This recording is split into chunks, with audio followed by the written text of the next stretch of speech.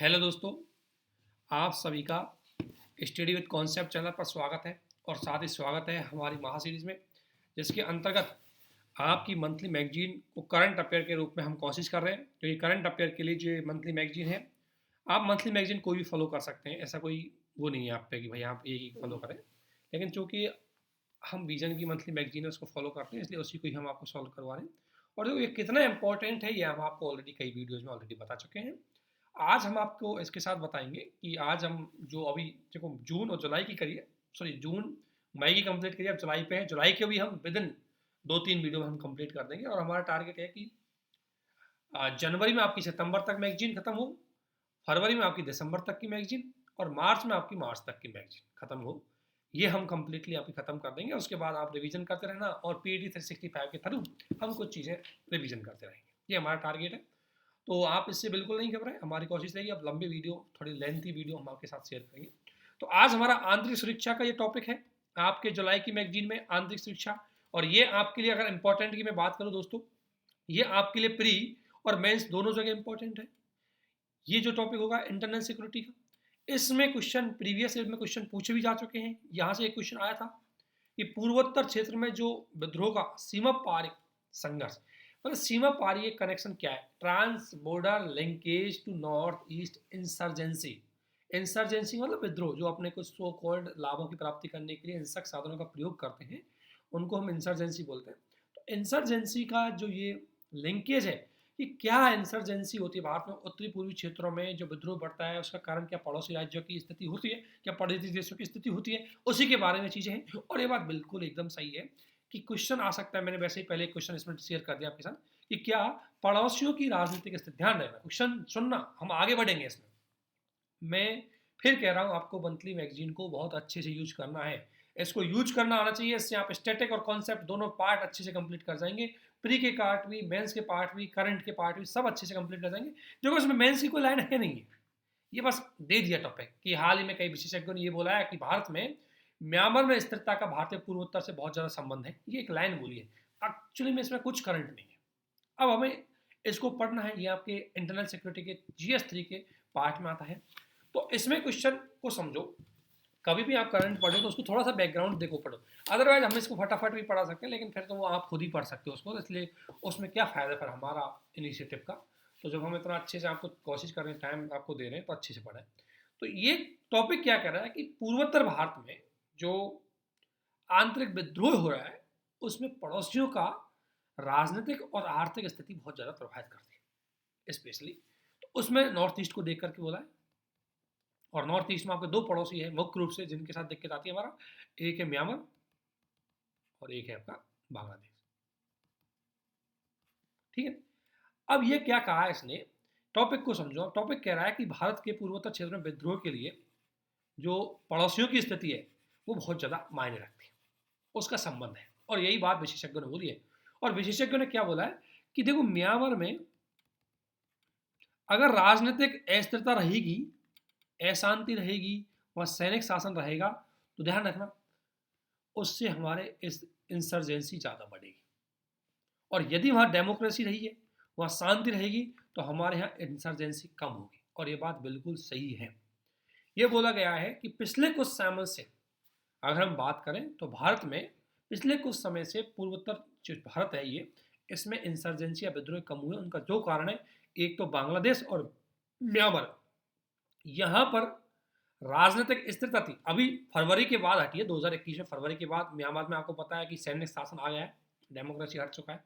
और ध्यान रखना, जब भी सैनिक शासन आता है, सेना अपनी ऑब्वियसली गलत संसाधनों का यूज करेगी। और गलत संसाधनों में नॉर्मली सेना किसका साथ देगी? इंसर्जिए, जो आतंकवादी, मतलब वो जो अलगाववाद को बढ़ावा देते हैं, उनको साथ देगी। क्योंकि वो कहते हैं कि चोर चोर मौसे भाई की टाइप में, तो गलत संगत वाले गलत संगत का साथ देंगे। अगर वहाँ डेमोक्रेसी होगी तो स्थिरता की बात करेगी, सैन्य शासन होगा तो हमेशा आतंकियों को शरण देना, ऐसी गतिविधियों में बढ़ावा देता रहेगा। ये तो नॉर्मल नेचुरल प्रोसेस होती है। अब हम इसको आगे पढ़ते हैं, आपके लिए काम खाएगा। ये जो टॉपिक है ये काम आएगा आपके GS3 के अंतर्गत।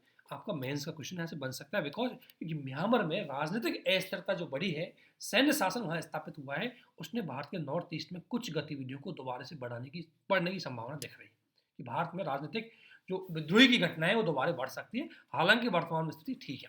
तो एक क्वेश्चन सबसे पहले आप ये लिखो इसमें कि क्या पड़ोसियों की राजनीतिक और आर्थिक अस्थिरता हमारी आंतरिक सुरक्षा को प्रभावित करती है? इसके एग्जाम्पल मैं आपको देता हूँ, इस क्वेश्चन को आप लिखो, इंटरनल सिक्योरिटी हमको इस क्वेश्चन को लिखो, इस क्वेश्चन को आप लिख सकते हो इजीली कि भाई देखो, अगर म्यांमार में राजनीतिक अस्थिरता हुई है तो हमारे नॉर्थ ईस्ट में गतिविधियां बढ़ेंगी। अगर म्यांमार अगर लोकतंत्र स्थापित होगा तो नॉर्थ ईस्ट में इंसर्जेंसी घटेगी। स्पष्ट रूप से बोला है कि पूर्वोत्तर में विद्रोही गतिविधियों में कमी आई क्योंकि बांग्लादेश और म्यांमार दोनों देशों में भारत में विद्रोह करने के लिए इन्होंने साथ दिया था हमें, क्योंकि पड़ोसी देश हमें साथ देते हैं। अब होता क्या है कि जैसे आपको पहले बाउंड्री देखो, फिर अच्छे से हम चीजें देखेंगे, बहुत बड़ा टॉपिक हो जाता है ये, लेकिन हम छोटी छोटी चीज देखेंगे। पहले तो सबसे बड़ी बात है कि हमारे पूर्वोत्तर भारत के जो राज्य है इनकी मैपिंग आपको अच्छे से आनी चाहिए। इसका क्वेश्चन बहुत पूछा जाता है। ये जो मैपिंग आपको दिख रही है, पूर्वोत्तर में नॉर्मली 7 राज्य आते हैं, लेकिन इस सिक्किम को भी कई बार हम पूर्वोत्तर राज्य की श्रेणी में रख लेते हैं, लेकिन 7 राज्य आते हैं जिन्हें हम 7 सिस्टर के नाम से जानते हैं। मेघालय, असम, अरुणाचल प्रदेश और नागालैंड, मणिपुर, मिजोरम, ये 7 राज्य। अब इसमें ये जो सीमा लगती है इन 4 राज्यों की लगती है किससे? म्यांमार से, ठीक है ना, एक त्रिपुरा हो गया। इन 7 राज्यों की लगती है किससे? म्यांमार से। और इन राज्यों की लगती है किससे? बांग्लादेश, ठीक है ना। अब बांग्लादेश से इन राज्यों की लगती है। अब इसमें दिक्कत क्या है, देखो हमारी ये राज्य पहली बात तो छोटे छोटे हैं, और दूसरी बात यहाँ पर लैंड बॉर्डर है, मतलब ऐसा कोई बीच में वो नहीं है, यहाँ पर नॉर्मल बॉर्डर ही है, और नॉर्मल बॉर्डर से व्यक्ति आराम से यहाँ, मतलब कोई अगर असम में कोई उल्फा ने कोई विद्रोह किया वहाँ से भाग के चला जाएगा बचने के लिए, कहाँ पर? म्यांमार में। और म्यांमार में सैन्य सरकार है, वो उनको पैसे वैसे कुछ खिलाएंगे, वो उनको शरण दे देगी, बाहर उन पर कोई गतिविधि नहीं कर पाएगा। तो ऑब्वियसली सीमा पार विद्रोह का बहुत ज़्यादा संबंध है। तो ये बेसिकली आपको एक पता होना चाहिए क्यों कनेक्टिविटी। दूसरी बात ये है कि पूर्वोत्तर भारत में अगर हम देखें तो सीमा पारी संपर्क बहुत ज़्यादा है। देखो सबसे बड़ी बात है कि पूर्वोत्तर भारत में अगर देखें तो चीन, म्यांमार, बांग्लादेश और भूटान, इन चारों के साथ लगभग 45 से किलोमीटर, ध्यान रखना, लगभग 45 से किलोमीटर ये क्या करते हैं? लैंड बॉर्डर को शेयर करते हैं। और इस कारण सबसे बड़ी बात है कि अब आपको पता है कि पूरी तरह अगर बॉर्डर शेयर करेंगे तो इन देशों में, इन पड़ोसियों में होने वाले सामाजिक और राजनीतिक बदलाव का पूरा प्रभाव हमारे इस क्षेत्र में पड़ेगा। इस कारण से पूरा प्रभाव पड़ता है। और इसी कारण से क्यों? क्योंकि सबसे बड़ी बात यह है कि इन पड़ोसियों को, इन जो यहाँ के जो विद्रोही हो, इनको कहीं ना कहीं आर्थिक सहायता, राजनीतिक शरण वो मिल जाती है, और इसकी वजह से भारत में इन गतिविधियों को बढ़ावा दे देते हैं। लेकिन चूंकि वर्तमान में अगर बांग्लादेश में देखा जाए तो बांग्लादेश से एक हसीना की सरकार जो हमारे पक्ष में हम गतिविधि कर रहे थे, एक्शन कर रहे थे, इसलिए समाप्त कर दिया। म्यांमार में भी हमने इनके साथ मिलकर के 2015 में ये जो सर्जिकल स्ट्राइक है, इससे पहले हमने एक सर्जिकल स्ट्राइक नॉर्थ ईस्ट में कर रखी थी, तो वो हमने पहले कर रखी थी, उसको कर रखा है हमने। तो पहले मतलब हमने इनके साथ क्यों मिल गए? क्योंकि सरकार का सपोर्ट मिला। इसलिए अगर पड़ोसियों में हमारे अकॉर्डिंग सरकार होगी, संबंध अच्छे होंगे, तो डेफिनेटली हमारी आंतरिक सुरक्षा है वो भी सही रहेगी, यही बात बोला है। अब सबसे बड़ी बात है कि भारत में जो नॉर्थ ईस्ट है इसमें बाह्य पड़ोसियों का प्रभाव क्यों ज़्यादा पड़ता है? आखिरकार जो पड़ोसी है उनकी राजनीतिक और सामाजिक अस्थिरता का प्रभाव क्यों ज़्यादा पड़ता है? तो सबसे पहला अगर हम देखें, सबसे महत्वपूर्ण अवैध माइग्रेशन। कैसे पड़ेगा अवैध माइग्रेशन? आप देख सकते हो जब ये बांग्लादेश पूरी पूरी पाकिस्तान के रूप में था, और पूरी पाकिस्तान के अंतर्गत जब यहाँ उनकी पाकिस्तान की आर्मी ने सैन्य संघर्ष किया तो यहाँ से सारे जो बांग्लादेशी भाग करके कहाँ गए? इंडिया, असम, मेघालय यहाँ के, और यहाँ आकर के जमा हुए। इससे वो आ तो गए, लेकिन यहाँ से हमारा जो जनसांख्यिकी एक स्ट्रक्चर है ना, उसको उन्होंने चेंज कर दिया, और इसकी वजह से असम के जो लोकल लोग थे, उन्होंने यहाँ के जो मुस्लिम लोग गए थे, बंगाली मुस्लिम, उनको भगाने के लिए एक सैन्य संगठन का गठन किया, एक विद्रोही संगठन का गठन किया, जिसे बोला गया उल्फा। उल्फा के पीछे क्रिएशन क्या है? उल्फा के पीछे क्रिएशन का मेन कारण है बांग्लादेश का बदलता सामाजिक राजनीतिक स्तर, जो 1971 से पहले बदला था। उसके कारण आज भी उल्फा अलगाववादी घटना करते हैं, वो कहते हैं कि इनको भगाओ, ये हमारे संसाधनों को दोहन कर रहे हैं, और इसीलिए वो, जब सरकार ने उनकी नहीं सुनी तो उन्होंने क्या कर लिया, उनके अंदाज में जब सरकार ने नहीं सुनी तो सरकार ने उन्होंने क्या किया? हिंसक गतिविधियों का सहारा लिया। इसलिए सीमा पार गतिविधियां, सीमा पार की होने वाली सामाजिक आर्थिक स्थिति हमारे यहाँ आंतरिक सुरक्षा को जन्म दे रही थी। एक एग्जाम्पल आपने लिख लिया उल्फा। इसी प्रकार रोहिंग्या, म्यांमार, अब आपने देखा है म्यांमार में रोहिंग्या पर हुआ अटैक, रोहिंग्या का संघर्ष हुआ, और आपको पता है रोहिंग्या हमारे यहाँ क्षेत्र में आ गए, हमारी पूरी आंतरिक सुरक्षा को ही रोहिंग्या ने बहुत ज्यादा गड़बड़ कर दिया। तो रोहिंग्या का मुद्दा, अवैध माइग्रेशन हमारी इंटरनल सिक्योरिटी को बहुत ज्यादा इफेक्ट है। दूसरा सबसे बड़ी दिक्कत ये क्या है कि अगर ये हमारे पड़ोसी तो हैं, लेकिन सबसे बड़ी दिक्कत है कि यहाँ पर बॉर्डर है ना बहुत जटिल है। अब यहाँ पर बड़े बड़े पहाड़ हैं, अब पहाड़ है, जंगल है, जंगल है, पहाड़ है, अब कहीं से भी कोई आदमी निकल के आ जाए हमारे यहाँ। अगर एक बॉर्डर प्लेन मैदान होती तो उस पर सिक्योरिटी करना, उस पर सर्विलेंस रखना हमारे लिए आसान होता, और कोई भी हमारे यहाँ ना तो आ सकता ना जा सकता। जैसे भारत पाकिस्तान बॉर्डर है राजस्थान में, इजिली सर्विलेंस कर लेते हैं, कोई वहाँ से माइग्रेशन आसानी से नहीं कर सकता। लेकिन यार जो भौगोलिक जटिलता है इनकी, जो कौन सी है, जटिल भौगोलिक सीमाएं हैं, जिनकी वजह से यहाँ नदी है, यहाँ जटिल पहाड़ है, इसकी वजह से भी कहीं ना कहीं विद्रोहियों को आसानी से चीज़ें मिल जाती है, आसानी से शरण मिल जाती है। और एक और कारण कि जो हमारी ये क्षेत्र है ये गोल्डन ट्रायंगल का पार्ट है। गोल्डन ट्रायंगल में कौन कौन से आते हैं, म्यांमार, लाओस और थाईलैंड, जो बड़ी मात्रा में मादक पदार्थ है उनकी तस्करी करते हैं। तो वो अब देखिए क्या देगा, देखो जो कोई आतंकी गतिविधि या विद्रोही होगा उसको पैसे चाहिए, और पैसे के लिए वो क्या करेगा, किसी प्रकार का बिजनेस कर सकता है, तो वो तस्करी के माध्यम से यहाँ बेचते हैं, ड्रग्स वगैरह लाएंगे, लोगों को बेचेंगे, उससे पैसा कमाएंगे, उसी से विद्रोह कर देंगे, उसी पैसे से कमा देंगे। इसकी वजह से यहाँ पर एक चीज़ें बढ़ती हैं। अगर हम गोल्डन ट्रायंगल के पार्ट नहीं होते, मतलब हमारा म्यांमार हमारा पड़ोसी नहीं होता, अब म्यांमार क्या है कि गोल्डन ट्रायंगल का पार्ट है, जब बड़ी मात्रा में ड्रग तस्करी होती है तो ऑब्वियसली वो हमारे यहाँ भी आएंगे, क्योंकि म्यांमार अगर हमारी एक तो सीमा जटिल है और ऊपर से यहाँ अगर एक्टिविटी हो रही है तो हमारे यहाँ तो आएगी। इसलिए भी कहीं ना कहीं ये चीज़ें बढ़ती जाती हैं। दूसरा देखो ये एक तरह से मेंस का पॉइंट ऑफ व्यू है, इसलिए मैं थोड़ा डिटेल्स था। तीसरा सबसे बड़ी बात है कि निर्जातीय का मुद्दा, यहाँ क्यों बड़ी मात्रा में विद्रोह होते हैं, निर्जातीयता, यानी कि ये लोग अपनी आइडेंटिटी को लेकर के संकट में। नगा कहते हैं कि हम यहाँ के सुपीरियर हैं, बोडो कहते हैं हम, उल्फा वाले हम, असमी कहते हैं हम, त्रिपुरी अपने अलग अलग, ब्रू शरणार्थी अपनी अपनी, ये छोटे छोटे जो राज्य है ना, ये मिजो मिजो है अपनी अलग बात करता है, मणि अलग बात करते हैं, नगा अलग बात करते हैं, असमी अलग करते हैं, अलग अलग आइडेंटिफिकेशन है। तो एक तो ये सरकार से और एक आपस में दोनों तरह से लड़ाई करते हैं। जैसे अगर एक एग्जांपल देखें तो अगर आप देखें तो नगा जनजाति वो कहती है कि हम एक ग्रेटर नागालैंड की मांग करेंगे, ग्रेटर नागालैंड। और ग्रेटर नागालैंड की अगर बात करोगे ना तो भारत का ये वाला एरिया पूरा इसमें आएगा, कुछ म्यांमार का भी हिस्सा आ रहा है इसमें, greater Nagaland. Greater Nagaland concept का मतलब है कि जहाँ जहाँ पर नागा लोग बसे हुए हैं वो सभी एक नागा राज्य अलग से बनाए जाए, ये इनकी मांग है, जो पॉसिबल। दूसरा पड़ोसियों का, सबसे बड़ी बात है कि यहाँ जो पड़ोसी है, जो हमारे पड़ोसी, जो चीन है, म्यांमार है, नेपाल है, इनके थ्रू जो चीन क्या करता है, म्यांमार के थ्रू और नेपाल के थ्रू, पाकिस्तान भी नेपाल के थ्रू, पाकिस्तानी खुफिया एजेंसी हमारे इन उग्रवादी हैं उनको नैतिक और भौतिक सहायता देती है। भौतिक मतलब पैसे, हथियार, और नैतिक का मतलब इनको इनकरेज करती है, ठीक है ना, इनको मोटिवेट करते हैं, तो ये सहायता देते हैं। जैसे इसमें सबसे बड़ी बात है कि चीन ने हमारे जो नागालैंड का ये संगठन है, उग्रवादी संगठन, इसको सहायता दी। तो पड़ोसी इस तरीके से सहायता दे करके, आतंकियों को शरण दे करके हमारी आंतरिक सुरक्षा को प्रोत्साहन कर सकते हैं। इसलिए क्वेश्चन बन सकता है कि पड़ोसी हमारी आंतरिक सुरक्षा के लिए कितनी इंपॉर्टेंट है, कि उदाहरण शायद समझाइए हमें नॉर्थ ईस्ट में, ये एग्जाम्पल आपको देने पड़ेंगे। सीमा पार सुरक्षा की, अब आपको पता है कि अगर मान लें उल्फा ने कोई अटैक किया, हम उल्फा पे कोई कार्रवाई करने वाले, हमारी सेना, उल्फा भाग करके चले गए म्यांमार में और म्यांमार ने उनको शरण दे दी, तो हम कुछ नहीं कर पाएंगे इसकी वजह से। और सीमावर्ती लोगों की धारणा है, अरुणाचल प्रदेश के सीमावर्ती जनजातीय लोगों को अभी महसूस करते हैं कि सीमा के उस पार चीन में रहने वाले उनके समक्ष। सबसे बड़ी बात है कि जैसे अगर एक चीज और है, ये शरण कैसे देते हैं, जैसे मान लें अब इसमें शरण कैसे देते हैं, शरण कैसे देते हैं, इसमें शरण देने की बात ऐसे होती है, जैसे हमारे ये अरुणाचल प्रदेश के यहाँ सीमा पे कोई ट्राइबल रह रही है, तो वो चीन में रह रही होगी, उससे कुछ यहाँ रह रही, अब ये आपस में इनका तो रिलेशन है, रिश्तेदार वगैरह है, अब ये चाहते हैं कि हम इनसे भी रिलेशन रखें। अब ये लोग जैसे यहाँ गतिविधि कर गया, यहाँ जाके छुप जाएगा इन्हीं के बीच में। इसी प्रकार नगा में कोई नगा विद्रोह यहाँ गतिविधि कर गया, म्यांमार में इनके पड़ोसी रिश्तेदार हैं, उनके जाके छुप जाएंगे, क्योंकि सीमा पे कोई बाड़बंदी तो है नहीं।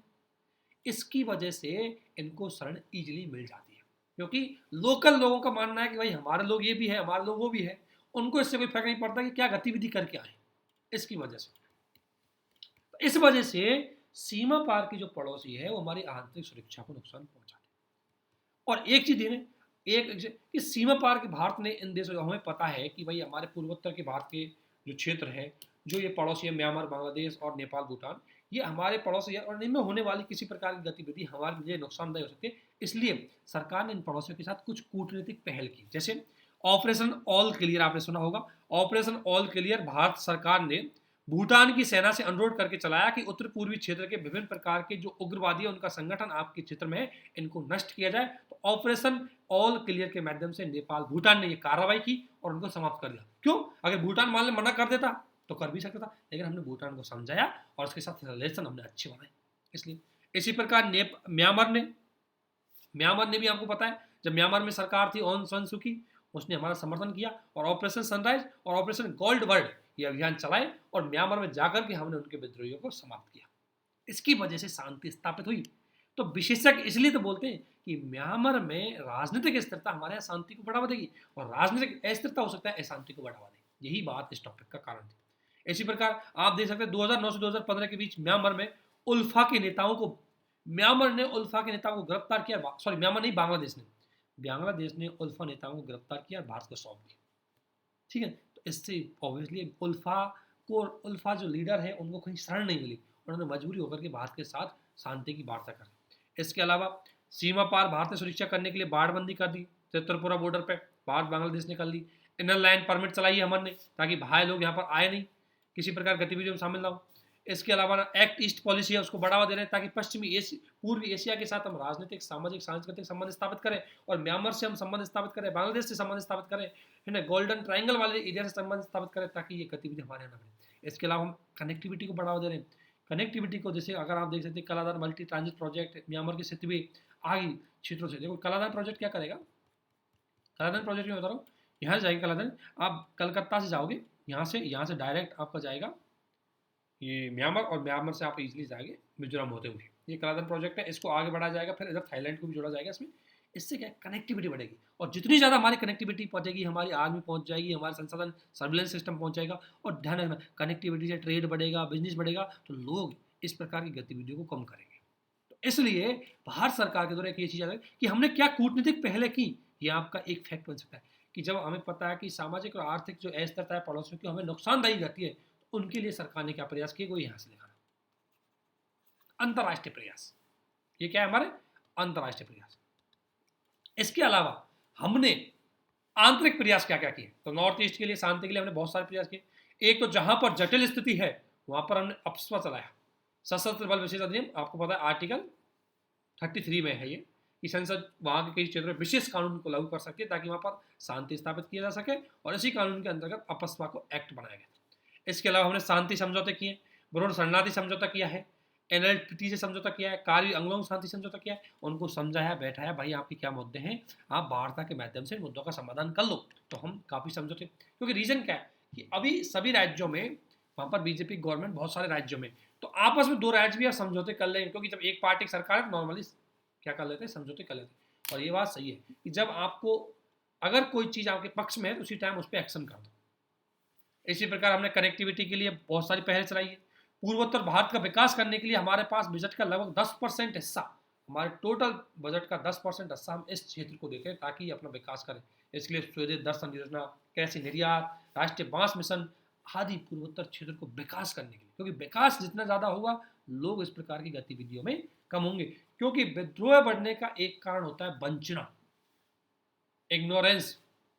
जब आप किसी को इग्नोरेंस रखोगे, जैसे मान लें, इसकी मैं बताता हूँ, एक टॉपिक खत्म होने के बाद मैं इसको पूरा बताता हूँ कैसे बढ़ता है ये।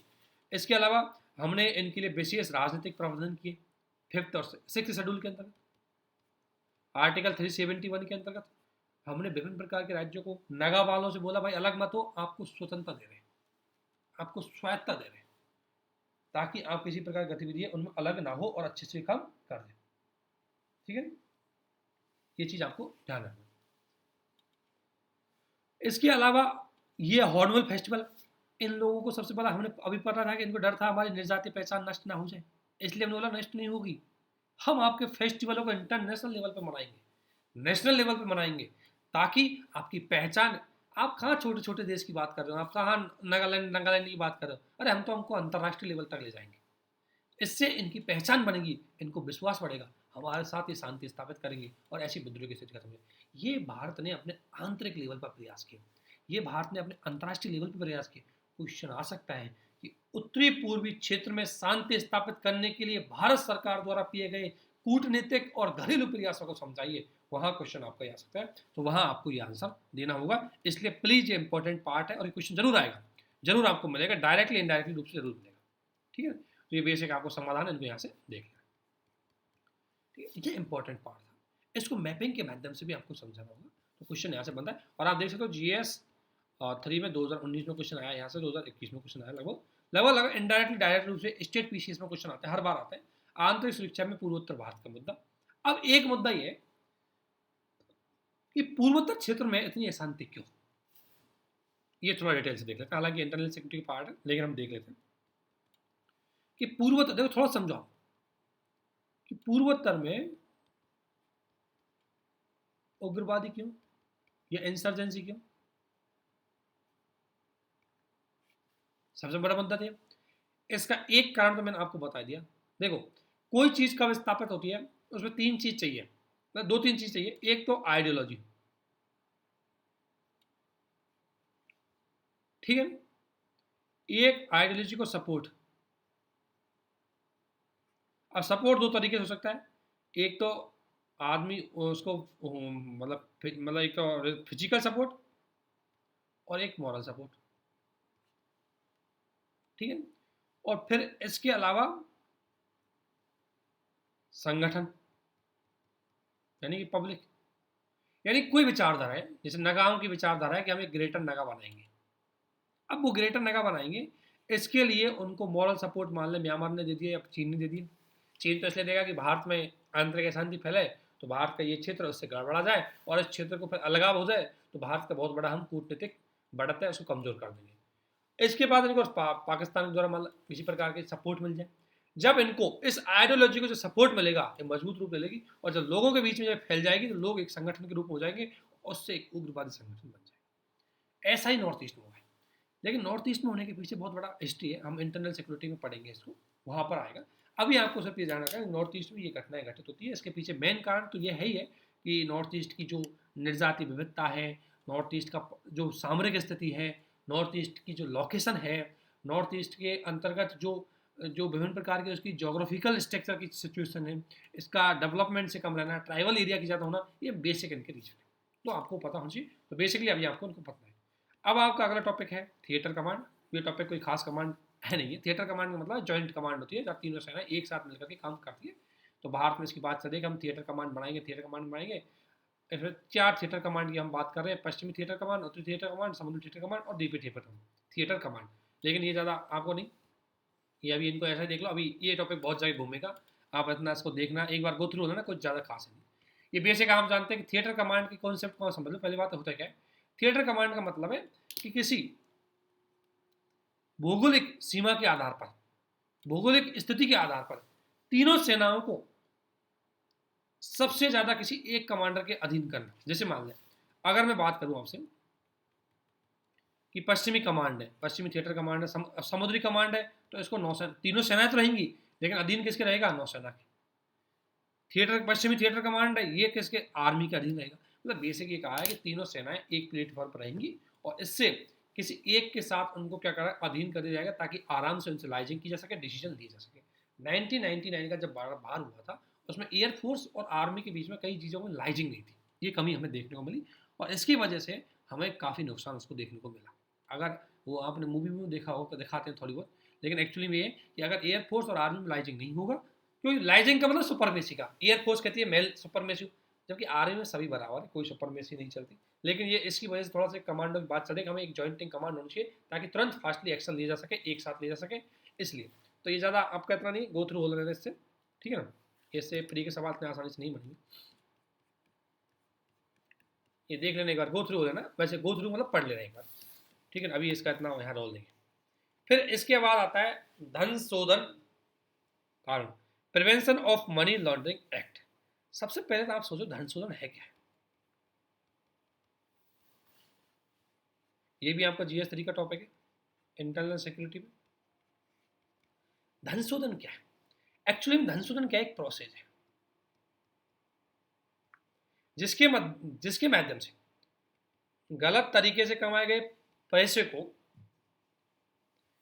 गैर कानूनी तरीके से कमाए गए पैसे को वैधानिक मनी में कन्वर्ट किया जाता है।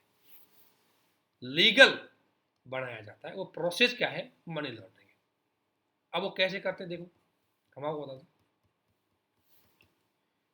सबसे पहले जैसे ये एक होता है अवैध गतिविधियों से कोई पैसा कमाया, मान लें ड्रग्स के तस्करी माध्यम से, ऑर्गन की तस्करी के माध्यम से, और पीपल्स तस्करी के माध्यम से, या ब्लैक मनी के माध्यम से, कहीं से भी आपने गलत तरीके से पैसा कमाया। अब पैसा जैसे गलत तरीके से कमाया है, अब इसको आप डायरेक्टली यूज करोगे तो पकड़े जाओगे।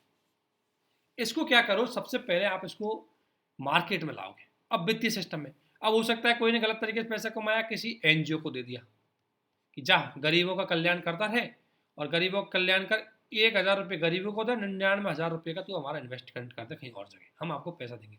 ये ब्लैक मनी चला जाएगा इस एनजीओ, मतलब एक एग्जांपल दे रहा हूँ, इस इंस्टीट्यूट के पास। ये इंस्टीट्यूट पब्लिक को दिखाने के लिए तो बोलेगी भाई कि हम ये काम कर रहे हैं, ये काम कर रहे हैं, और इसी के थ्रू ये मार्केट में अपने अन्य पैसे को लाएगी। आपने जैसे मान लो कैसे करेगी, जैसे कोई एनजीओ है जो बच्चों के खर्चे का देख रेख करता है, तो ये बच्चों को खर्चा करेंगे 10 रुपये, और यहाँ दिखाएंगे हमने बच्चों के लिए 1,000 रुपये खर्च किए, ये 1,000 रुपये खर्च किए, 1,000 रुपये खर्च किए, ये सारा एक्सपेंडिचर दिखाएंगे। सारा एक्सपेंडिचर दिखाने के बाद ये सारा पैसा आ जाएगा मार्केट में, भाई इतना तो हमने खर्च कर दी।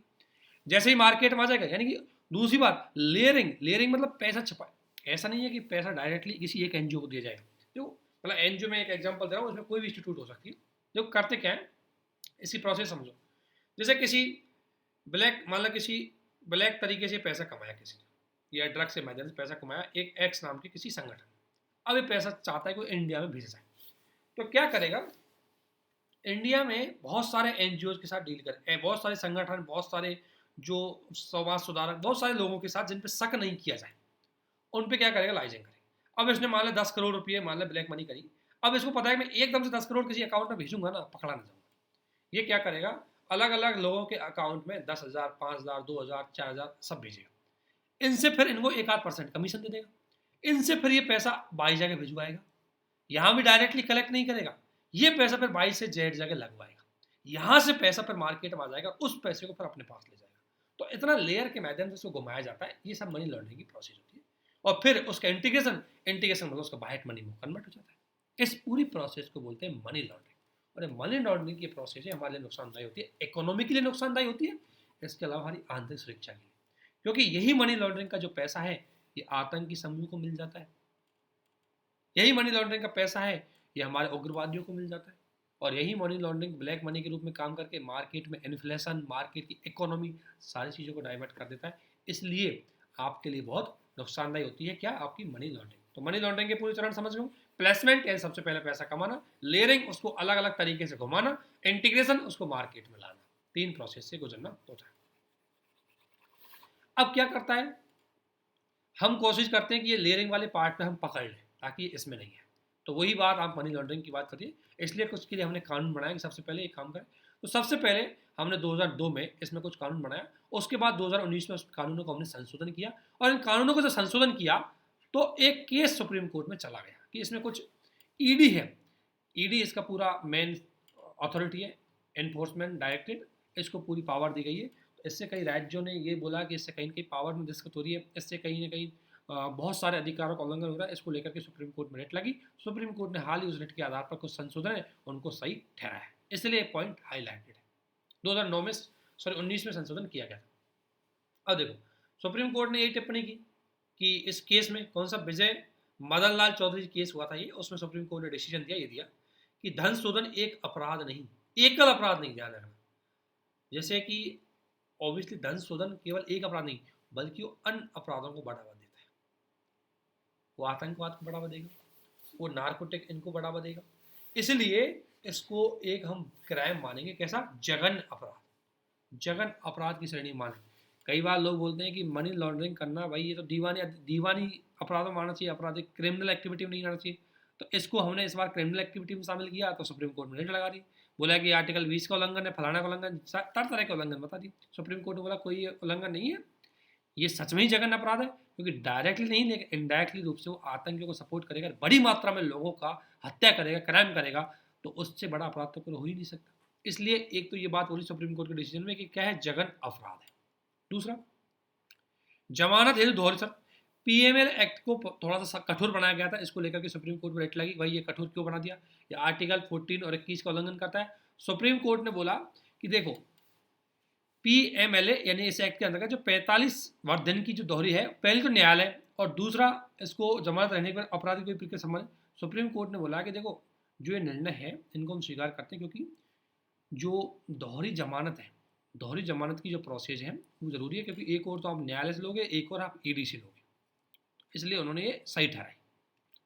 ईडी के अधिकारी पुलिस अधिकारी नहीं है। सुप्रीम कोर्ट ने स्पष्ट रूप से बोला कि देखो ईडी के अधिकारी पुलिस नहीं होते, वो किसी प्रकार की जांच कर सकते हैं। पुलिस को उस प्रकार अपराध आर्टिकल 23 के अंतर्गत जांच का अधिकार नहीं दिया गया है। आपको पता है कि भाई आत्म दोषारोपण के खिलाफ अधिकार है, यानी कि आर्टिकल 23 क्या कहता है कि कोई व्यक्ति को आप जबरदस्ती उससे अपराध स्वीकार करने के लिए नहीं बोल सकते। ये पुलिस पे प्रतिबंध है, ईडी पुलिस नहीं है, इसलिए उस पर कोई प्रतिबंध नहीं होगा, वो ऐसा करवा सकती है। यही सुप्रीम कोर्ट ने इस मामले में बोला। दूसरा बोला एनफोर्समेंट केस ECIR, जैसे FIR होता है ठीक इसी प्रकार से ईडी जो केस रजिस्टर करती है उसको ECIR बोला जाता है। तो इसने बोला कि ECIR की तुलना FIR से नहीं करनी चाहिए। ECIR अलग से ईडी का एक दस्तावेज होता है। आप इसको ECIR को FIR दर्ज करके मानते हो तो इसको पुलिस एक्टिविटी नहीं मानना चाहिए, ये अलग तरह की एक्टिविटी है। इसके अलावा संपत्ति की अनंतम कुर्की, कुर्की मतलब अगर कोई व्यक्ति इस अपराध में पाया गया तो उसकी सारी प्रॉपर्टी जब्त कर ली जाएगी। तो इसको मतलब पहले था कि लिमिट करो, लेकिन 2019 के एक्ट में बोला कोई लिमिटेशन नहीं है, पूरी जब्त कर लो। इसके अलावा PML, दूसरी दिक्कत ये थी कि केस ये लगा कि PMLA एक्ट को धन विधेयक के रूप में प्रस्तुत किया गया था 2019 के एक्ट को। तो इस पे केस लगा कि भाई धन विधेयक इस राज्यसभा का तुमने उल्लंघन किया है। सुप्रीम कोर्ट ने बोला कि धन विधेयक के मुद्दे को अभी हम बाद में जांच करेंगे, उसकी तुलना उसके हम अलग से पीठ बैठा जाएगी। तो ये कुछ मुद्दों पर सुप्रीम कोर्ट ने 2019 के एक्ट में जो केस लगा था उसी के डिसीजन दिया गया, इसलिए हाईलाइटेड हुआ है। तो PMLA एक्ट 2000 और 2019 ये दोनों 2019 में और ज़्यादा स्ट्रिक्ट बनाया गया था। तो उसी को लेकर के इसमें ईडी को बहुत पावर दी गई है, ईडी गिरफ्तारी की पावर दी गई है, ईडी प्रॉपर्टी को जब्त कर सकती है, इसलिए ये क्वेश्चन ध्यान रखना। इसमें ये आपका मेंस का क्वेश्चन नहीं बनेगा, बस प्री के फैक्ट बनेंगे, ठीक है।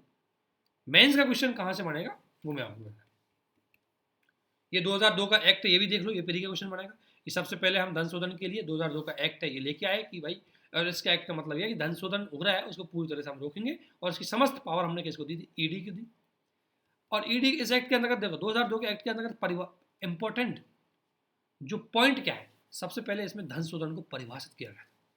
क्या कहा गया था, यदि कोई व्यक्ति इस धन शोधन अपराध दोषी माना जाएगा, जैसे अगर उसने किसी व्यक्ति को कोई प्रॉपर्टी छुपा रखी है, उस पर कब्जा कर रखा है, उसका इस्तेमाल कर रखा है, तो उसको जिसका वो उचित दावा पेश नहीं कर सकता, वो सारी उसकी धन शोधन की प्रक्रिया में आएगी। सबसे पहले पॉइंट आपको याद रखना है कि धन शोधन को इसने क्या कर रखा है, डिफाइन कर रखा है। यानी यदि कोई व्यक्ति इस अपराध के आगमन से जुड़ी प्रक्रिया का क्रियाविधि में शामिल होता है तो उसे धन शोधन के अंतर्गत अपराधी माने। और क्रियाविधि क्या क्या है, कोई प्रॉपर्टी छुपा रखी है, कब्जा कर रखा है, इस्तेमाल कर रखा है, या उसको दूसरे के नाम से दिखा रखा है। दूसरा, इसमें एक न्याय निर्णय प्राधिकरण की स्थापना की गई थी, एक अलग से ट्रिब्यूनल बनाया गया था, और ट्रिब्यूनल ने बोला कि जो भी संपत्ति जब्त की जाएगी ये उससे संबंधित डिसीजन देगा। ये 3 सदस्यीय ट्रिब्यूनल होगा। ये 2002 के एक्ट की विशेषता बता रहा हूँ। इसके अंतर्गत एक अपीलेट ट्रिब्यूनल भी बनाया गया कि केंद्र सरकार के द्वारा स्थापित किया गया कि जो ट्रिब्यूनल्स है उस ये जो न्याय निर्णय होते हैं इनके विरुद्ध अपील आप अपीलेट ट्रिब्यूनल में कर सकते हैं। अलग से पूरा सेटअप किया गया था, न्यायालय में इसमें ज्यादा हस्तक्षेप ना हो, पुलिस का ज्यादा हस्तक्षेप नहीं हो, इसलिए अलग से इसका एक एक्टिविटी चालू की गई थी, अलग से इसका इंस्टीट्यूशनल काम किया गया था कि देखो अलग से ईडी का सिस्टम सौंपा गया, अलग से इसमें न्याय निर्णय अधिकार प्राधिकरण बनाए, अपील प्राधिकरण बनाए। इसके अलावा इंटेलिजेंस भी बनाई इसकी, जैसे आई भी होती है पुलिस की, इसी प्रकार के इसकी भी इंटेलिजेंस है, इसको बोलते हैं FIU इंडिया। ये एक तरह से राष्ट्रीय एजेंसी है जो वित्तीय माल लेन देन है उनकी देखती है। अगर किसी का अकाउंट अचानक से 0 था, अचानक से 10 लाख रुपये आके, तो तुरंत एक अलर्ट जनरेट हो जाता है, ये 10 लाख रुपये जेन्युइन है, क्यों आए, कहाँ से आए, किस रिसोर्सेज से आए। तो ये सारी सूचना है ये FIU देती है, ठीक है। और सबूत का भार, इसमें ये बोला गया कि अगर कोई अपराधी सच में ही दोषी है तो उसको धन शोधन का अपराध लगाया जाए। ये 2002 के एक्ट की पोस्ट विशेषता थी। लेकिन अब से बड़ी बात है कि इसमें संशोधन क्या किया गया। सबसे बड़ी बात है कि संशोधन, तो सबसे बड़ी बात है कि इसमें भारतीय कानूनों के प्रावधानों को विदेशी कानूनों के संबंध किया, यानी कुछ ऐसे नए कानून बनाए गए, इसमें ऐड किए गए जो हमारे विदेशी कानूनों के साथ मैच करते हैं। इसमें प्रवर्तनीय निदेशालय है उसको बहुत ज़्यादा पावर दे दी गई, और वो विभिन्न प्रकार की एक्टिविटियों में इनको लोगों को गिरफ्तार कर सकता है। अब ईडी के बारे में आप थोड़ा सा देख लो। ईडी क्या है, रेवेन्यू डिपार्टमेंट के अंतर्गत आता है, मिनिस्ट्री ऑफ फाइनेंस। 1956 में इसकी स्थापना हुई, नई दिल्ली में इसका मुख्यालय, और 1999 का एक्ट के अंतर्गत और 2002 के अंतर्गत इसको बहुत पावर दी गई है, ठीक है ना। और इसको ध्यान रखना, ये जो FEMA एक्ट है इसके अंतर्गत सिविल एक्टिविटी, और PMLA इसके अंतर्गत कानूनल एक्टिविटी, क्योंकि मैंने आपको बताया है कि क्रिमिनल एक्टिविटी में इसको शामिल किया गया, तो क्रिमिनल एक्टिविटी का इसमें संरक्षण दिया गया है। 2021 में संसद ने ईडी के निश्चित कार्य के लिए अधिकतम, ध्यान रखना, एक विधेयक अभी पास किया गया जिसमें ईडी के जो डायरेक्टरेट होता है, जो इसका डायरेक्टर जनरल होता है, उसका कार्यकाल 5 वर्ष तक बढ़ाने की बात की गई है। तो ये बेसिक ईडी की इन्फॉर्मेशन आपको पता होनी चाहिए, प्री का क्वेश्चन बन सकता है। इसमें देखो क्वेश्चन ज़्यादा प्री के बनेंगे, मेंस में एक क्वेश्चन बन सकता है कि धन शोधन प्रक्रिया क्या है, धन शोधन प्रक्रिया के प्रभाव क्या हो सकते हैं, और धन शोधन की प्रक्रिया किस तरीके से सरकार ने धन शोधन की प्रक्रिया को रोकने के लिए कौन कौन से कदम उठाए। तो उनमें इन्हीं कदमों को बैठाना है कि ईडी का गठन किया है, PMLA एक्ट लेके आए, FIU का गठन किया है, ये आपको दिखाना है, ठीक है ना। बाकी ये आप सब जानते हो कि ईडी की एक तो प्रक्रिया थोड़ी जटिल है, उसको सही आसान बनाया जाए। और ईडी PMLA एक्ट के अंतर्गत सबसे बड़ी बात है कि ईडी जो केस साबित करती है, आज तक केस साबित नहीं हो पाए इससे। जैसे 2014 से लेकर 22 तक लगभग 3000 केस इन्होंने छापे मारे, लेकिन 23 व्यक्तियों को ही दोषी ठहरा पाए थे। तो ये इनकी एक स्थिति कमजोर थोड़ी सी, इस पर काम करना होगा, ठीक है। और हमें जो अनुसूचित अपराध है उनकी रिव्यू करनी चाहिए। कई बार इसमें ऐसे अपराध जान रखें जो हमें कुछ और अपराध उसमें शामिल करने चाहिए, पुराने अपराधों को हटा देना चाहिए ताकि उन पर एक्टिविटी हो। अब इसके अलावा आप सभी जानते हैं फाइनेंशियल एक्शन टास्क फोर्स के बारे में। फाइनेंशियल एक्शन टास्क फोर्स के बारे में सभी जानते हो। फाइनेंशियल एक्शन टास्क फोर्स एक इंटर गवर्नमेंट ऑर्गेनाइजेशन है जो 3 लेवल पे काम करता है। एक तो धन शोधन, एक टेरर फंडिंग, ठीक है, और एक ब्लैक मार्केटिंग या इकोनॉमी से रिलेटेड गतिविधियों को, इन तीनों पे काम करता है। और भारत 2010 से इसका सदस्य है। ये 2-3 लिस्ट जारी करता है, एक ब्लैक लिस्ट और एक ग्रे लिस्ट। ग्रे लिस्ट में अभी पाकिस्तान शामिल है। ग्रे लिस्ट का मतलब है कि कोई देश पे शक जाहिर किया गया है कि आप कहीं ना कहीं आतंकी गतिविधियों की फंडिंग कर रहे हो, या कहीं ना कहीं आपके यहाँ से आतंकी गतिविधियाँ बढ़ रही है, तो इसलिए आप उस फंडिंग को रोकें। इसलिए कुछ कार्यक्रम इनको दिए जाते हैं, इन पे काम करो। और अगर वो कोई देश उन पे काम नहीं करता तो फिर ये FATF फिर रिव्यू करती है और उसको ब्लैक लिस्ट में डाल देती है।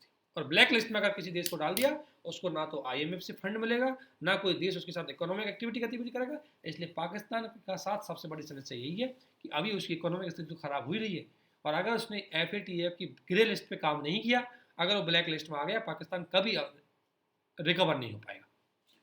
ये बेसिक चीज़ थी, इसमें आपको ध्यान रखनी है। अब बेसिक प्री की चीज़ देख लेते हैं। एक है स्प्रिंट चैलेंजेस।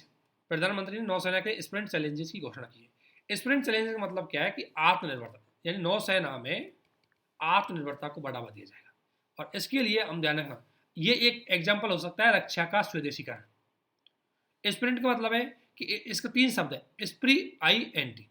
स्प्री का मतलब है कि जैसे रक्षा उत्कृष्टता के लिए नवाचार की इनोवेशन काम करें। एन का मतलब है कि नौसेना के लिए नवाचार। टी का मतलब टेक्नोलॉजी डेवलपमेंट एक्सेलरेशन सेल, यानी कि अलग से टेक्नोलॉजी। कुल मिला के इसका मतलब एक चीज ध्यान रखना कि स्प्रिंट है वो नौसेना में आत्मनिर्भरता या स्वदेशीकरण को बढ़ावा देने के लिए, इनोवेशन और नवाचार को प्रोत्साहन करने के लिए पहल चलाई गई।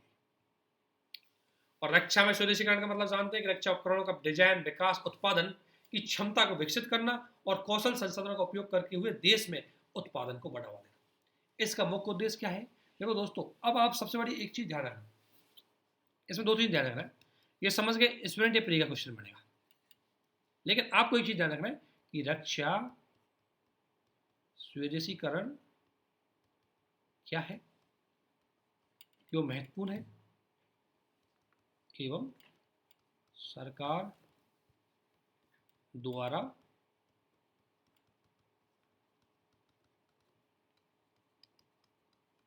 ये आपका मेंस क्वेश्चन बन सकता है। ये तो पढ़ ले, स्प्रिंट चैलेंजेस क्या है, प्रधानमंत्री के द्वारा नौसेना में इनोवेशन, आत्मनिर्भरता और उसको बढ़ावा देने ये तो ये सेल चालू की गई है, जिसका मुख्य उद्देश्य है कि जो भी सभी लोग शामिल हैं उनको इनोवेशन, नवाचार, रिसर्च, अनुसंधान, इनको बढ़ावा दिया जाएगा। सहयोग आधारित है, रक्षा क्षेत्र में, नौसेना के क्षेत्र में और डिफेंस के सेक्टर में, हर क्षेत्र में काम करेगा। लेकिन एक क्वेश्चन ये आएगा कि रक्षा जो स्वदेशीकरण की बात हो रही है क्यों है?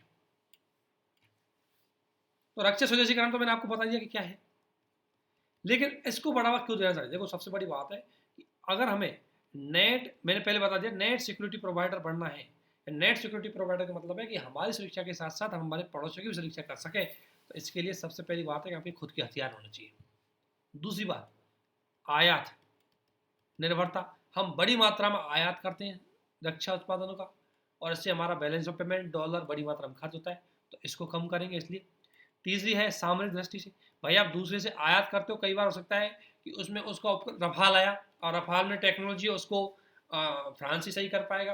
अपाचे आया, उसको यूएसए सही कर पाएगा। तो कल के जाके मान लो हमारा यूएसए से कोई दुश्मनी हो जाए, तो अपाचे की देखभाल कौन करेगा, रफाल ही कौन करेगा। तो सामरिक जो चैलेंजेज है वो भी इसमें दिक्कत आ सकती है, ठीक है। विकास को मतलब हमारी सुरक्षा को एक दिक्कत खड़ी हो सकती है। इसलिए इसके अलावा हमें रक्षा का आधुनिकीकरण करना है, तो ऑब्वियसली हमारे पास कुछ कैसे होना चाहिए। तो हमने प्रयास किए हैं, उसकी सफलता भी मिली है कि 2019 से लेकर के 2021 तक हमारा रक्षा खर्च जो बाहर आयात हम करता था वो 46% से घट करके 36% हो गए, अर्थात एक सक्सेस मिला है। तो अब सक्सेस क्यों मिली है? क्योंकि सरकार ने बहुत सारे प्रयास किए गए। क्या क्या प्रयास किए गए? एक तो रक्षा अधिकरण प्रक्रिया यानी डिफेंस एक्विजिशन प्रोसेस है, उसमें यह कहा गया कि हम उन संसाधनों को उनको आयात करेंगे जिनमें भारतीय वस्तुओं का प्रयोग हुआ हो। दूसरा, इसमें मेक इन इंडिया को प्राथमिकता दी गई है। तीसरा, भारत में रक्षा क्षेत्र में डिफेंस में इन्वेस्टमेंट करने के लिए हमने 74% तक एफडीआई को अलाउ कर रखा है स्वचालित क्षेत्र से, तो विदेशी निवेश बढ़ा है। और इसके अलावा रक्षा उत्कृष्टता के लिए हमने कई प्रकार की योजनाएं, इंडेक्स जैसे छोटे छोटे स्टार्टअप है उनको बढ़ावा देने के लिए स्प्रेड्स ये स्कीम चलाई है, ताकि छोटे छोटे एमएसएमई उनको रक्षा क्षेत्र में आगे बढ़े और रक्षा क्षेत्र में नई तकनीकों के साथ काम करें, और उसमें हमने बहुत सारा काम किया है, ठीक है। इसका सबसे मेन एग्जाम्पल अगला टॉपिक है आपका, प्रथम स्वदेशी विमान वाहक पोत विक्रांत। ये पहली बार अब तक हम विदेशों से काम चलाते हैं, जैसे आईएनएस विक्रमादित्य, आईएनएस विक्रमादित्य, ये दो तो थे किसके, यूके के, और ये था रशिया का। पहली बार भारत के द्वारा पूरी तरह तैयार किया गया एकमात्र जो ये विमान वाहक पोत है, ये है IAC विक्रांत। तो ये किसका उदाहरण है? ये आत्मनिर्भर भारत का उदाहरण, ये रक्षा स्वदेशीकरण का उदाहरण है। बस इतना इसका काम आएगा, ज़्यादा नहीं। आगे इसके बाद हम जान लेते हैं, आपको पता है कि अगर किसी के पास विमान वाहक पोत होता है तो नौसेना क्षमता बढ़ती है, क्योंकि हम कहीं भी बीच समुद्र में हमारी आर्मी को लैंड करा सकते हैं, वहाँ से हथियार चला सकते हैं, कहीं पर भी एक तरह से आर्मी का बेस बना सकते हैं। इसके अलावा ब्लू वाटर नेवी, किसी देश के पास अगर विमान वाहक पोत होता है ना, तो उसको ब्लू वाटर नेवी के मतलब यह है कि वो खुले समुद्र में जाकर के भी किसी राष्ट्र की क्षमता का प्रदर्शन कर सकती है। और खुले समुद्र का मतलब है आपके 2 से नॉटिकल मील दूर, और 2 से नॉटिकल मील दूर कोई देश तभी जा पाएगा जब उसके पास ऐसा पोत होगा, ऐसा वाहन होगा। इसके अलावा ऑब्वियसली भारत की रक्षा आत्मनिर्भरता के लिए और पाकिस्तान जैसे देशों के पास अवेलेबल है, तो ऑब्वियसली हमारे पास भी अवेलेबल होनी चाहिए। इसके अलावा एक इंडिजिनियस एल्थी और स्टील ड्रोन, ये भी हमें क्या आ गया, ये भी आपकी आत्मनिर्भरता का एग्जाम्पल है। जो भी हम पढ़ रहे हैं सब आत्मनिर्भरता का एग्जाम्पल है, रक्षा क्षेत्र में आत्मनिर्भरता, तो ये एग्जाम्पल है। कर्नाटक में इसका परीक्षण किया गया है, मानव रहित विमान है, लड़ाकू विमान है। इसको किसने डेवलप किया है? इसको स्वायत्त मानव रहित अनुसंधान विमान नामक एक उसने, इसमें क्या किया जाएगा, एक ड्रोन चलाया जाएगा, बाकी इसे कुछ नहीं, ये एग्जाम्पल के रूप में ध्यान रखना है आपको।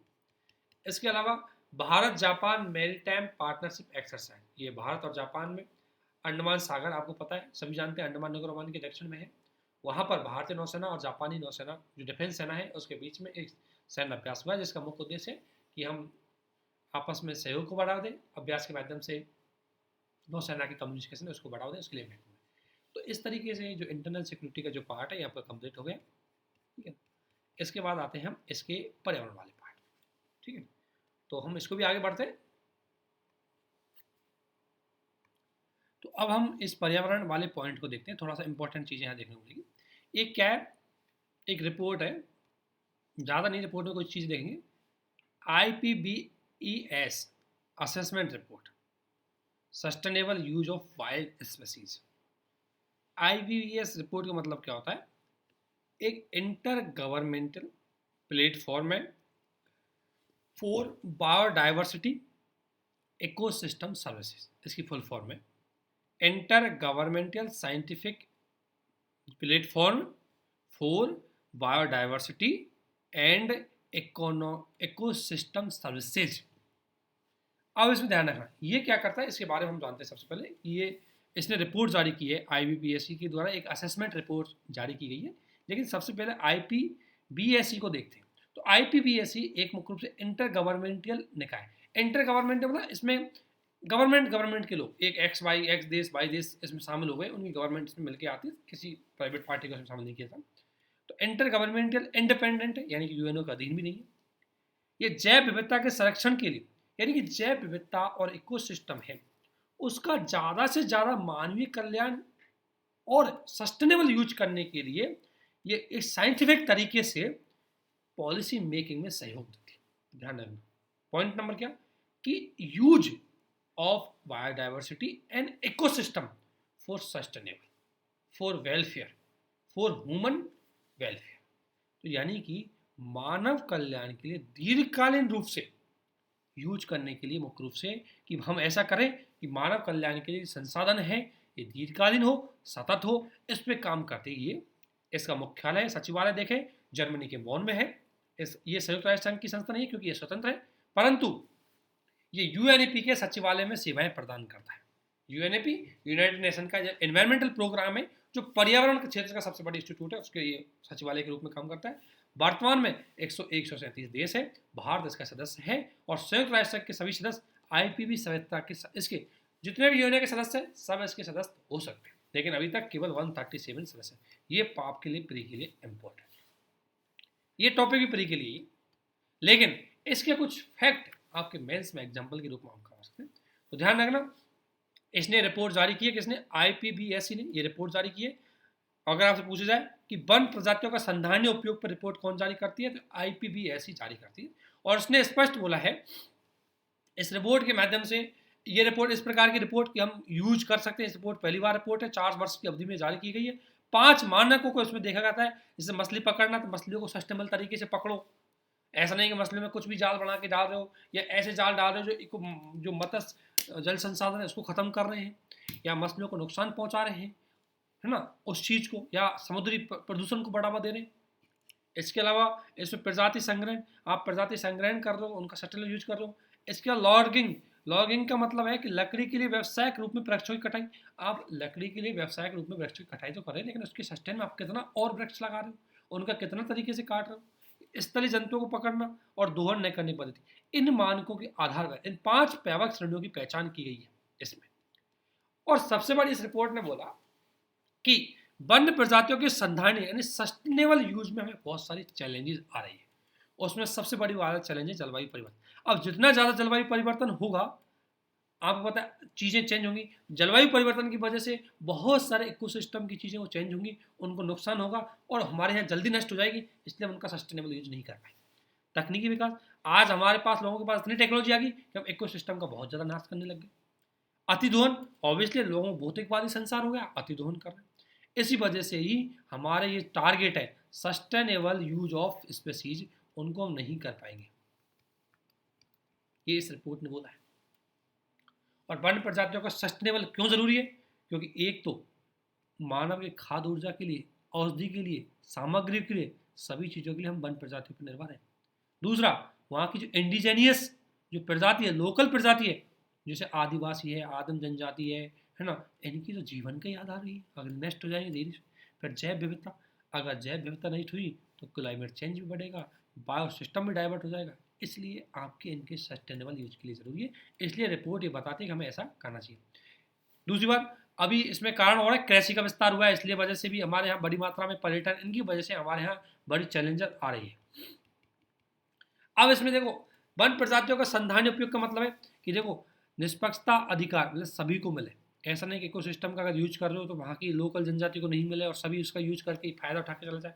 मार्केट ऐसा हो और मार्केट में जब ये स्पीसीज का यूज, मतलब कोई फ्लोरा फ्यूरा या कोई दवाई आ रही है, एक लेबलिंग होनी चाहिए, एक स्टैंडर्ड फॉलो होना चाहिए। ऐसा नहीं कि किसी भी चीज़ को चल जाएगा, खा लेंगे, किसी भी चीज़ को बेच देंगे, किसी भी चीज़ को खरीद लेंगे, ऐसा नहीं होना चाहिए। गवर्नेंस, हमें गवर्नेंस को सही हर लेवल पे काम करना होगा और स्पीसीज को लोकल लेवल पर अच्छे से निगरानी रखनी होगी। और जो कई काश्तकारी इन्होंने हमने फॉरेस्ट राइट एक्ट है, इनका अधिकार इंडिजिनियसों को देना होगा ताकि वे काम कर सकें, इसलिए ये काम किया जाए। इस रिपोर्ट ने कुछ सिफारिश की, कुछ रिकमेंडेशंस दिए, वो हमारे लिए इम्पोर्टेंट। पहला, इसने बोला कि सबसे पहला काम हमें रेगुलेटिंग का करना होगा। जैसे इसने एक एग्जाम्पल है, शार्क मछलियों का बहुत ज़्यादा तस्करी होती थी, तो इसलिए रोका गया कि शार्क के पिन का जो व्यापार होता है पहले उसको रोको। पेन किससे बनता है? शार्क मछलियों के उससे बनता है ना? तो इसलिए उनको रोको, हमें उनको रेगुलेटिंग करो। दूसरा, हमें वन्य प्रजातियों के सस्टेनेबल को बढ़ाना होगा। ज़्यादा से ज़्यादा समावेशिता, पारंपरिक संसाधन, लागतों का यूज, ज्ञान आधारित यूज करना होगा। अनावश्यक और अवैज्ञानिक तरीके से हम कुछ चीज़ें ना करें। सहयोग, हमें वैज्ञानिक और लोकल जो साइंटिफिक तरीके से हम यूज करने जा रहे हैं और वहाँ की इंडिजिनियस स्पीशीज़ को कुछ चीज़ें पता होती है, उनके माध्यम से हम सहयोग करें, उनका यूज करें। देखो, जो जैसे अंडमान में रहने वाली ट्राइबल है उसको भी पता होता है कि इसका सही यूज क्या है, ठीक है, उससे पूछें। जो लोकल ट्राइबल है उनसे पूछें। इसके अलावा रूपांतर बदलाव, हमें बहुत सारे लेवल पर चेंजेस करना होगा ताकि सस्टेनेबल तरीके से, इनोवेशन बहुत जरूरी है ताकि बर्बादी कम हो। तो ये रिपोर्ट है, लेकिन सस्टेनेबल यूज क्यों करना जरूरी है और किस तरीके से हम कर सकते हैं उसके बारे में आपके पास ये जवाब हो जाएगा। मेंस का क्वेश्चन यहाँ से बन जाएगा। अगला आ रहा है प्रोजेक्ट टाइगर। मेरी का क्वेश्चन है, बट इसके आने की पूरी संभावना है। ये आपको बहुत सारी टाइगर से जुड़ी हुई सारी इंफॉर्मेशन आपको यहाँ मिल जाएगी। इसके अलावा आपको टाइगर कहीं नहीं पढ़ने पड़ेंगे जो उसके बारे में। तो सबसे बड़ी बात यह है कि हाईलाइटेड क्यों है, क्योंकि इसको 2023 में पूरे 50 वर्ष हो चुके हैं। अभी के टाइम पर 50 वर्ष इसको पूरे हो गए। प्रोजेक्ट टाइगर आखिरकार है क्या? तो दोस्तों, ये एक योजना है जो 1973 में हमने चलाई थी।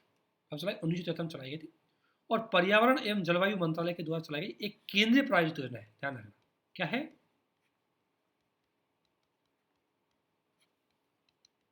और केंद्र प्रायोजित योजना का मतलब है केंद्र और राज्य सरकारें दोनों सहयोग से चलाती है।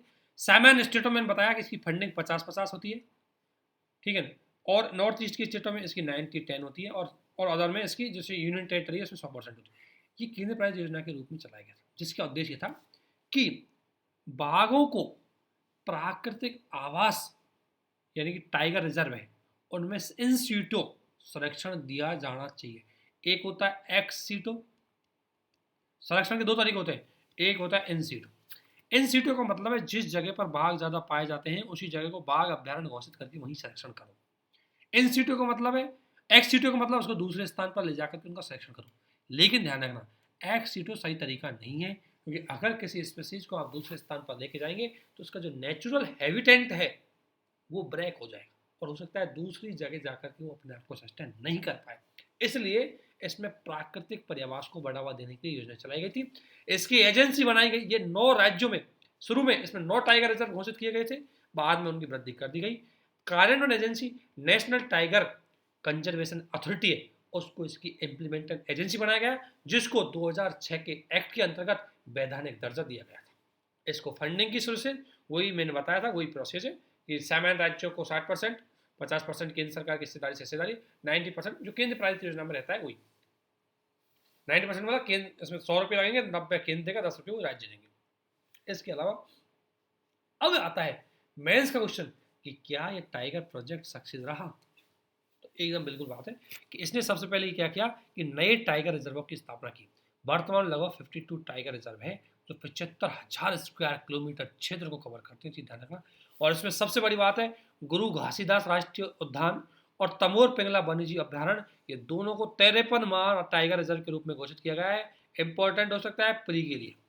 ये सबसे लास्ट में टाइगर रिजर्व किसे घोषित किया? इन दोनों को एक जोड़ करके एक नया टाइगर रिजर्व घोषित किया गया है, गुरु घासीदास राष्ट्रीय उद्यान और तमोर पिंगला वन्यजीव अभ्यारण्य। इन दोनों को 53वें टाइगर रिजर्व के रूप में घोषित किया गया है। ये प्री का इंपॉर्टेंट क्वेश्चन हो सकता है।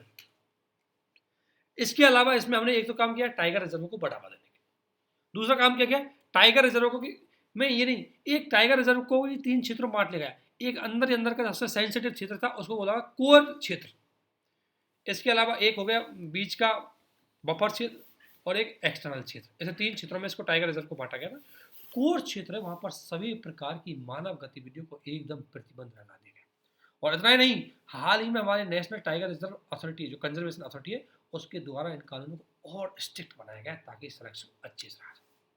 इसके अलावा हमने बाघों और उनके सह शिकारियों का पर्यावरण को जो नियमन करने के लिए, बाघों की निगरानी करने के लिए हमने एम स्ट्राइप चलाया है। एम स्ट्राइप ध्यान रखना, यूपीएससी स्टेटमेंट यूपीएससी क्वेश्चन पूछ चुकी है। एम स्ट्राइप क्या है? एम स्ट्राइपल या हम बोल सकते हैं इसको एम स्ट्रिप। एम स्ट्रिप एक एप्लीकेशन है जिसके माध्यम से जीपीएस के माध्यम से जियो ट्रैकिंग करके हम हमारे बाघों की फ़ोटो लेकर के उनका सिलेक्शन और उनका डेटा कलेक्ट करते हैं। वो है वो तरीका हमने डेवलप किया ताकि इनका सिलेक्शन किया जा सके, इनका डेटा रखा जा सके। इसके अलावा अवैध शिकार रोधी हमने स्पेशल टास्क फोर्स बनाई कि कई टाइगर रिजर्वों में, स्पेशली बंगाल टाइगर रिजर्व के लेकर के बंगाल में, असम में टाइगर रिजर्वों में हमने स्पेशल टास्क फोर्स बनाई ताकि इनका सिलेक्शन किया जा सके, कोई गैर कानूनी तरीके से इनका शिकार ना कर सके। इसके अलावा जन समर्थन प्राप्त किया, ब्रांडिंग की, मार्केटिंग की। इसके अलावा हमने टाइगर रिजर्व के लिए हमने पर्यटन को बढ़ावा दिया, सस्टेनेबल पर्यटन को बढ़ावा दिया। कई महत्वपूर्ण ई वर्ल्डिंग टेक्नोलॉजी इसके माध्यम से है कि बाघों की ऑनलाइन निगरानी रखने के लिए हमने कुछ ड्रोन जैसी टेक्नोलॉजी का प्रयोग किया, जिसे बोलते हैं ह्यूमन रहित, मानव रहित हवाई जहाज। ये वो प्रयास है जो हमने मानव संरक्षण के लिए अब तक किए थे। ठीक है, इसके अलावा और भी संरक्षण के प्रयास किए, उनको देखो। भारत सरकार के द्वारा अब क्या उपलब्धि है, जब इतने प्रयास हमने किए हैं तो व्हाट इज अचीवमेंट है। तो अचीवमेंट सबसे बड़ी है कि बाघों की आबादी बढ़ी। 2006 में 1411 थी, बढ़ करके 19, यानी कि हर 4 साल में जनगणना होती है, हमको पता है। तो 2019 में, 2018 में लगभग 3000 की समथिंग हो गई, बढ़ गई। दूसरी बात, भारत ने TX2 पहल को 4 वर्ष पहले ही प्राप्त कर लिया। अब TX2 क्या, ध्यान रखना, 2010 में बाघों के 13 बाघों के देश जहां पर बाघ ज़्यादा पाए जाते हैं, उनका एक सम्मेलन हुआ था सेंट पीटर्सबर्ग, रसिया में। और इसमें डिसाइड किया गया था कि हम 2022 तक जो अपनी वर्तमान जनसंख्या है टाइगर की, उसको डबल करेंगे। भारत की उस टाइम जगह इतनी थी, 1411 की समथिंग थी, उसको डबल कर दिया भारत ने। कब? 2018 में, जो कि टारगेट था 2022 तक का। तो ये हमारी सबसे बड़ी अचीवमेंट थी कि हम टारगेट से 4 साल पहले ही काम कर चुके। इसके अलावा भारत के 14 टाइगर रिजर्वों को अंतर्राष्ट्रीय कंजर्वेशन एक्सप्लोर्ड, ये टाइगर स्टैंडर्ड में सम्मानित किया गया है। ये क्या है, ध्यान रखना, ये वैश्विक लेवल पर सबसे बेस्ट उपाय माना जाता है संरक्षण का, उसमें हमारे टाइगर रिजर्व को शामिल किया है। तो ये हमारी एक अचीवमेंट है टाइगर रिजर्व को लेकर। ठीक है, इसके अलावा बाघों के लिए अंतर्राष्ट्रीय सहयोग, ये तो हमने हमारे लेवल पर इतना प्रयास कर लिए। अंतर्राष्ट्रीय लेवल पर क्या क्या प्रयास किए गए जहाँ की बाघों का संरक्षण किया जा सके, तो हमारे अंतर्राष्ट्रीय लेवल पर भी कई प्रयास किए गए, जिनमें सबसे पहले ग्लोबल टाइगर इनिशिएटिव चलाया गया था। ग्लोबल टाइगर इनिशिएटिव का मतलब है वो 13 देश जहाँ पर प्राकृतिक रूप से बाघ पाए जाते हैं, उनके नेचुरल हैबिटेट को सुरक्षित करने के लिए, ध्यान रखना, नेचुरल हैबिटेट मतलब जहाँ वो रहते हैं उनको सुरक्षित करने के लिए 13 देश और विश्व बैंक और GEF, इनके नेतृत्व में ये इनिशिएटिव चलाए गए थे। इसके अलावा ग्लोबल टाइगर फोरम, ये इंटर गवर्नमेंट है, जिसका मुख्य उद्देश्य बाघों के, ध्यान रखना, इसमें वनों में बाघों को संरक्षण करने की बात की गई थी। इसके अलावा द्विपक्षीय लेवल पर हमने चीन के साथ एग्रीमेंट कर रखा है, हमने बांग्लादेश के साथ कर रखा है, बांग्लादेश के साथ, म्यांमार के साथ भी हमने बाघों के संरक्षण के लिए एग्रीमेंट कर रखा है। अर्थात हम बाघों के संरक्षण के लिए कितने सारे प्रयास कर चुके हैं, इसलिए क्वेश्चन मेंस में बन सकता है। तो आपके पास एक लॉट ऑफ फैक्ट है, उनको आप यूज कर सकते हैं इसमें बहुत ज़्यादा। तो बाघों के अंतर्राष्ट्रीय सहयोग हमारा ये रहा। इसके अलावा और भी इसमें चीज़ें हैं जो हम देखते हैं आगे। ये पूरा टॉपिक है, अभी बाघों के बारे में जानेंगे। अभी तक प्रोजेक्ट टाइगर रिजर्व क्या है, ये सब चीज़ जानी, इनके लिए हमने क्या क्या प्रयास किए जाने। इसके अलावा भारत ने पहली अंतर्राज्यीय बाघ संरक्षण परियोजना विफलता रही। अच्छा, ये एक बहुत बढ़िया एक केस स्टडी है कि 2018 में हमने मध्य प्रदेश के सुंदरी नामक बाघिनी को उड़ीसा में स्थानांतरण करने की कोशिश की। ये पहली हमारी अंतर्राज्यीय स्थानांतरण था, एक राज्य से, लेकिन वहां पर मैंने वही बात है कि हैबिटेट नहीं मिला, बाद में उसको MP में वापस भेज दिया सक्सेस हुई। ठीक है ना, 2018 में शुरुआत की गई थी। इसमें यह था कि हम एक नर बाघा को हम सुंदरी बांधव बंड से लेकर के हम उड़ीसा के सतकोशिया टाइगर रिजर्व, ध्यान रखना, सतकोशिया टाइगर रिजर्व उड़ीसा में और बांधवागढ़ MP में, इनका उद्देश्य की गई थी, लेकिन हम ज़्यादा सक्सेस नहीं रहे। और सक्सेस के लिए मेन कारण ये है कि एक तो इनका जो क्षेत्रकर्मी है, इनका संरक्षण नहीं कर पाए, हम ढंग से कैलकुलेट नहीं कर पाए, इसकी वजह से इनकी अवैध, ध्यान रखना, महावीर नामक जो बाघ है उसकी अवैध तरीके से शिकार हो गया। तो हमने जिस उद्देश्य के लिए उसको भेजा था वो नहीं पाया, इसकी वजह से ये काम नुकसानदेह रहा, असफल रहा। अब बाघों के संरक्षण के लिए बेसिक सी चीज़ें आप एक बार देख लो कि बाघों के लिए स्थानीय समुदायों में लोग, जो यहाँ के वन विभाग के अधिकारी, उनको लेकर के लोकल जो कम्युनिटी है उसको विश्वास नहीं था। और ये बात है, एक्चुअली में है भी है कि क्या है कि जो आप फॉरेस्ट, आप जैसे UPSC में फॉरेस्ट ऑफिसर बन के जाओगे, आपको ये चीज़ रियलाइज होगी कि आपके बहुत ज़्यादा, मैं ये नहीं कह रहा कि सारे ऑफिसर्स इस तरीके होते हैं, लेकिन कुछ ऑफिसर्स ऐसी एक्टिविटी कर देते हैं वहाँ की पूरी कल्चर को खराब कर देते हैं। और उसका सीधा प्रभाव एक, आपको पता है कि अगर स्थानीय लोग इतना लोग वहाँ आंखों से देखेंगे उस चीज़ को और उनको पता है कि गलत कर रहे हैं, तो उसके बाद उस चीज़ पे को दोबारा विश्वास नहीं करेंगे। और जब तक आपको लोकल कम्युनिटी का सपोर्ट नहीं मिलेगा, कितने अच्छे एक्सपर्ट ऑफिसर भेज दो, फॉरेस्ट का कंजर्वेशन नहीं कर पाओगे। तो वो काम हमें करना चाहिए, ब्याओं का सिलेक्शन करना चाहिए, बाओ क्रिटिकल हैबिटेट के रूप में इनका सिलेक्शन होना चाहिए। ये बेसिक हमारी समस्या है। तो हमें आगे इन चीज़ों पे फोकस करना है कि एक तो अच्छे से निगरानी की जाए, एक इनको समन्वय अच्छा हो, एक इनके लिए टेक्नोलॉजी का यूज करो, और मानव बाघ संघर्ष है इसको रोकने के लिए हमें ऐसे क्षेत्रों को हॉट स्पॉट में लिख दो ताकि उनका सिलेक्शन किया जाए। तो बेसिक चीज़ है कि टेक्नोलॉजी का यूज करो, इंडिजिनियस जनजाति है इनका यूज करो, इनके माध्यम से सहयोग लो, अच्छे से मॉनिटरिंग करो, अच्छे से तकनीकी का प्रयोग करो, बाघ संरक्षण तभी जाके हो पाएगा। अब हम थोड़ा सा बाघ के बारे में देख लेते हैं। इतना बाघ हम पढ़ ही रहे थे, तो भारतीय अगर बात करें रॉयल बंगाल टाइगर की हम बात करें, जो आपको इस चित्र में दिख रहा है रॉयल बंगाल टाइगर, ऐसी बात करें तो ये एक इंडिजिनियस स्पीसीज है, इंडिया की इंडिजिनियस यानी कि ओरिजिन इसका यही है, इंडिया की इंडिजिनियस स्पीसीज के रूप में जाना जाता है। ये फ्लैगशिप स्पीसीज है, ये भारत का राष्ट्रीय पशु भी है, और फ्लैगशिप स्पीसीज का मतलब है ये इंपॉर्टेंट स्पीसीज है, ये उस इकोसिस्टम की सबसे इंपॉर्टेंट स्पीसीज है। और इसके लिए ध्यान रखना राष्ट्रीय पशु है, तो हम इसको अम्बेसडर आइकन बहुत जगह इसका यूज भी हम करते हैं। फ्लैगशिप ध्यान रखना उस स्पीसीज को कहते हैं जो पर्यावरण मुद्दे अभियान आइकन के रूप में अगर उसको स्केच करते स्पेसी मतलब उसको यूज करते हैं आइकन के रूप में, उसको सिंबल के रूप में यूज करते हैं, उसको हम फ्लैगशिप स्पीसीज के नाम से जानते हैं। इसकी अगर मतलब इसकी अगर संवेदनशीलता को देखें कितना इसके मतलब स्थिति है, तो आयुष्मान की इसको एंडेंजर स्पीसीज में रखा गया। हमारे वन संरक्षण अधिनियम, ये तीनों लिस्ट हम पढ़ते हैं बेसिक एनवायरमेंटल, अगर आप पढ़ोगे तो बेसिक एनवायरमेंटल में हम आपको आयुष्मान और ये वन्य जीव संरक्षण एक्ट और हम आपको ये सारी चीज़ें उसमें पढ़ाते हैं। लेकिन अभी ध्यान रखना इनका मतलब क्या है, ये संरक्षण की अलग अलग लिस्ट है, उसको उसकी रिस्क के आधार पर इसमें उनको शामिल किया जाता है। एंजेंडर का जो एंडेंजर्ड है, एंडेंजर्ड का मतलब यह है कि ये बहुत ज़्यादा क्रिटिकल सिचुएशन में है, इसका संरक्षण बहुत जरूरी है। तो उस श्रेणी में है एंडेंजर, ध्यान रखना दो होती है, एक होती है CR और एक होती है एंडेंजर, क्रिटिकल एंडेंजर्ड और एक एंडेंजर्ड। तो ये एंडेंजर्ड की श्रेणी में आती है और अनुसूची फर्स्ट इसमें शामिल की गई है।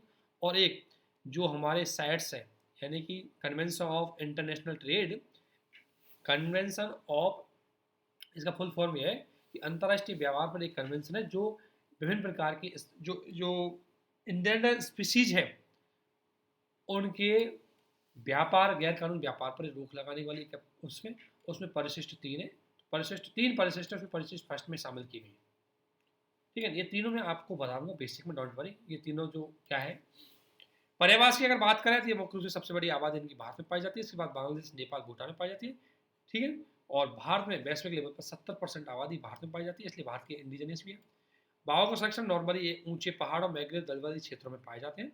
मध्य प्रदेश में इनकी संख्या सबसे ज्यादा है, कर्नाटक में उसके बाद उत्तराखंड में। ये सीक्वेंस जरूर याद रखना, फिर ये क्वेश्चन यूपीएससी ऐसे क्वेश्चन पूछ लेती है तो इसको भी पूछ सकती है, पहले MP, कर्नाटक और उत्तराखंड। अगर बाघों का संरक्षण की बात करें तो अम्ब्रेला स्पीसीज है क्योंकि ये अन्य स्पीसीज को इफेक्ट करती है, और क्रिस्टियन स्पीसीज है क्योंकि ये पूरे इकोसिस्टम को भी इफेक्ट करती है, इसलिए जरूरी है।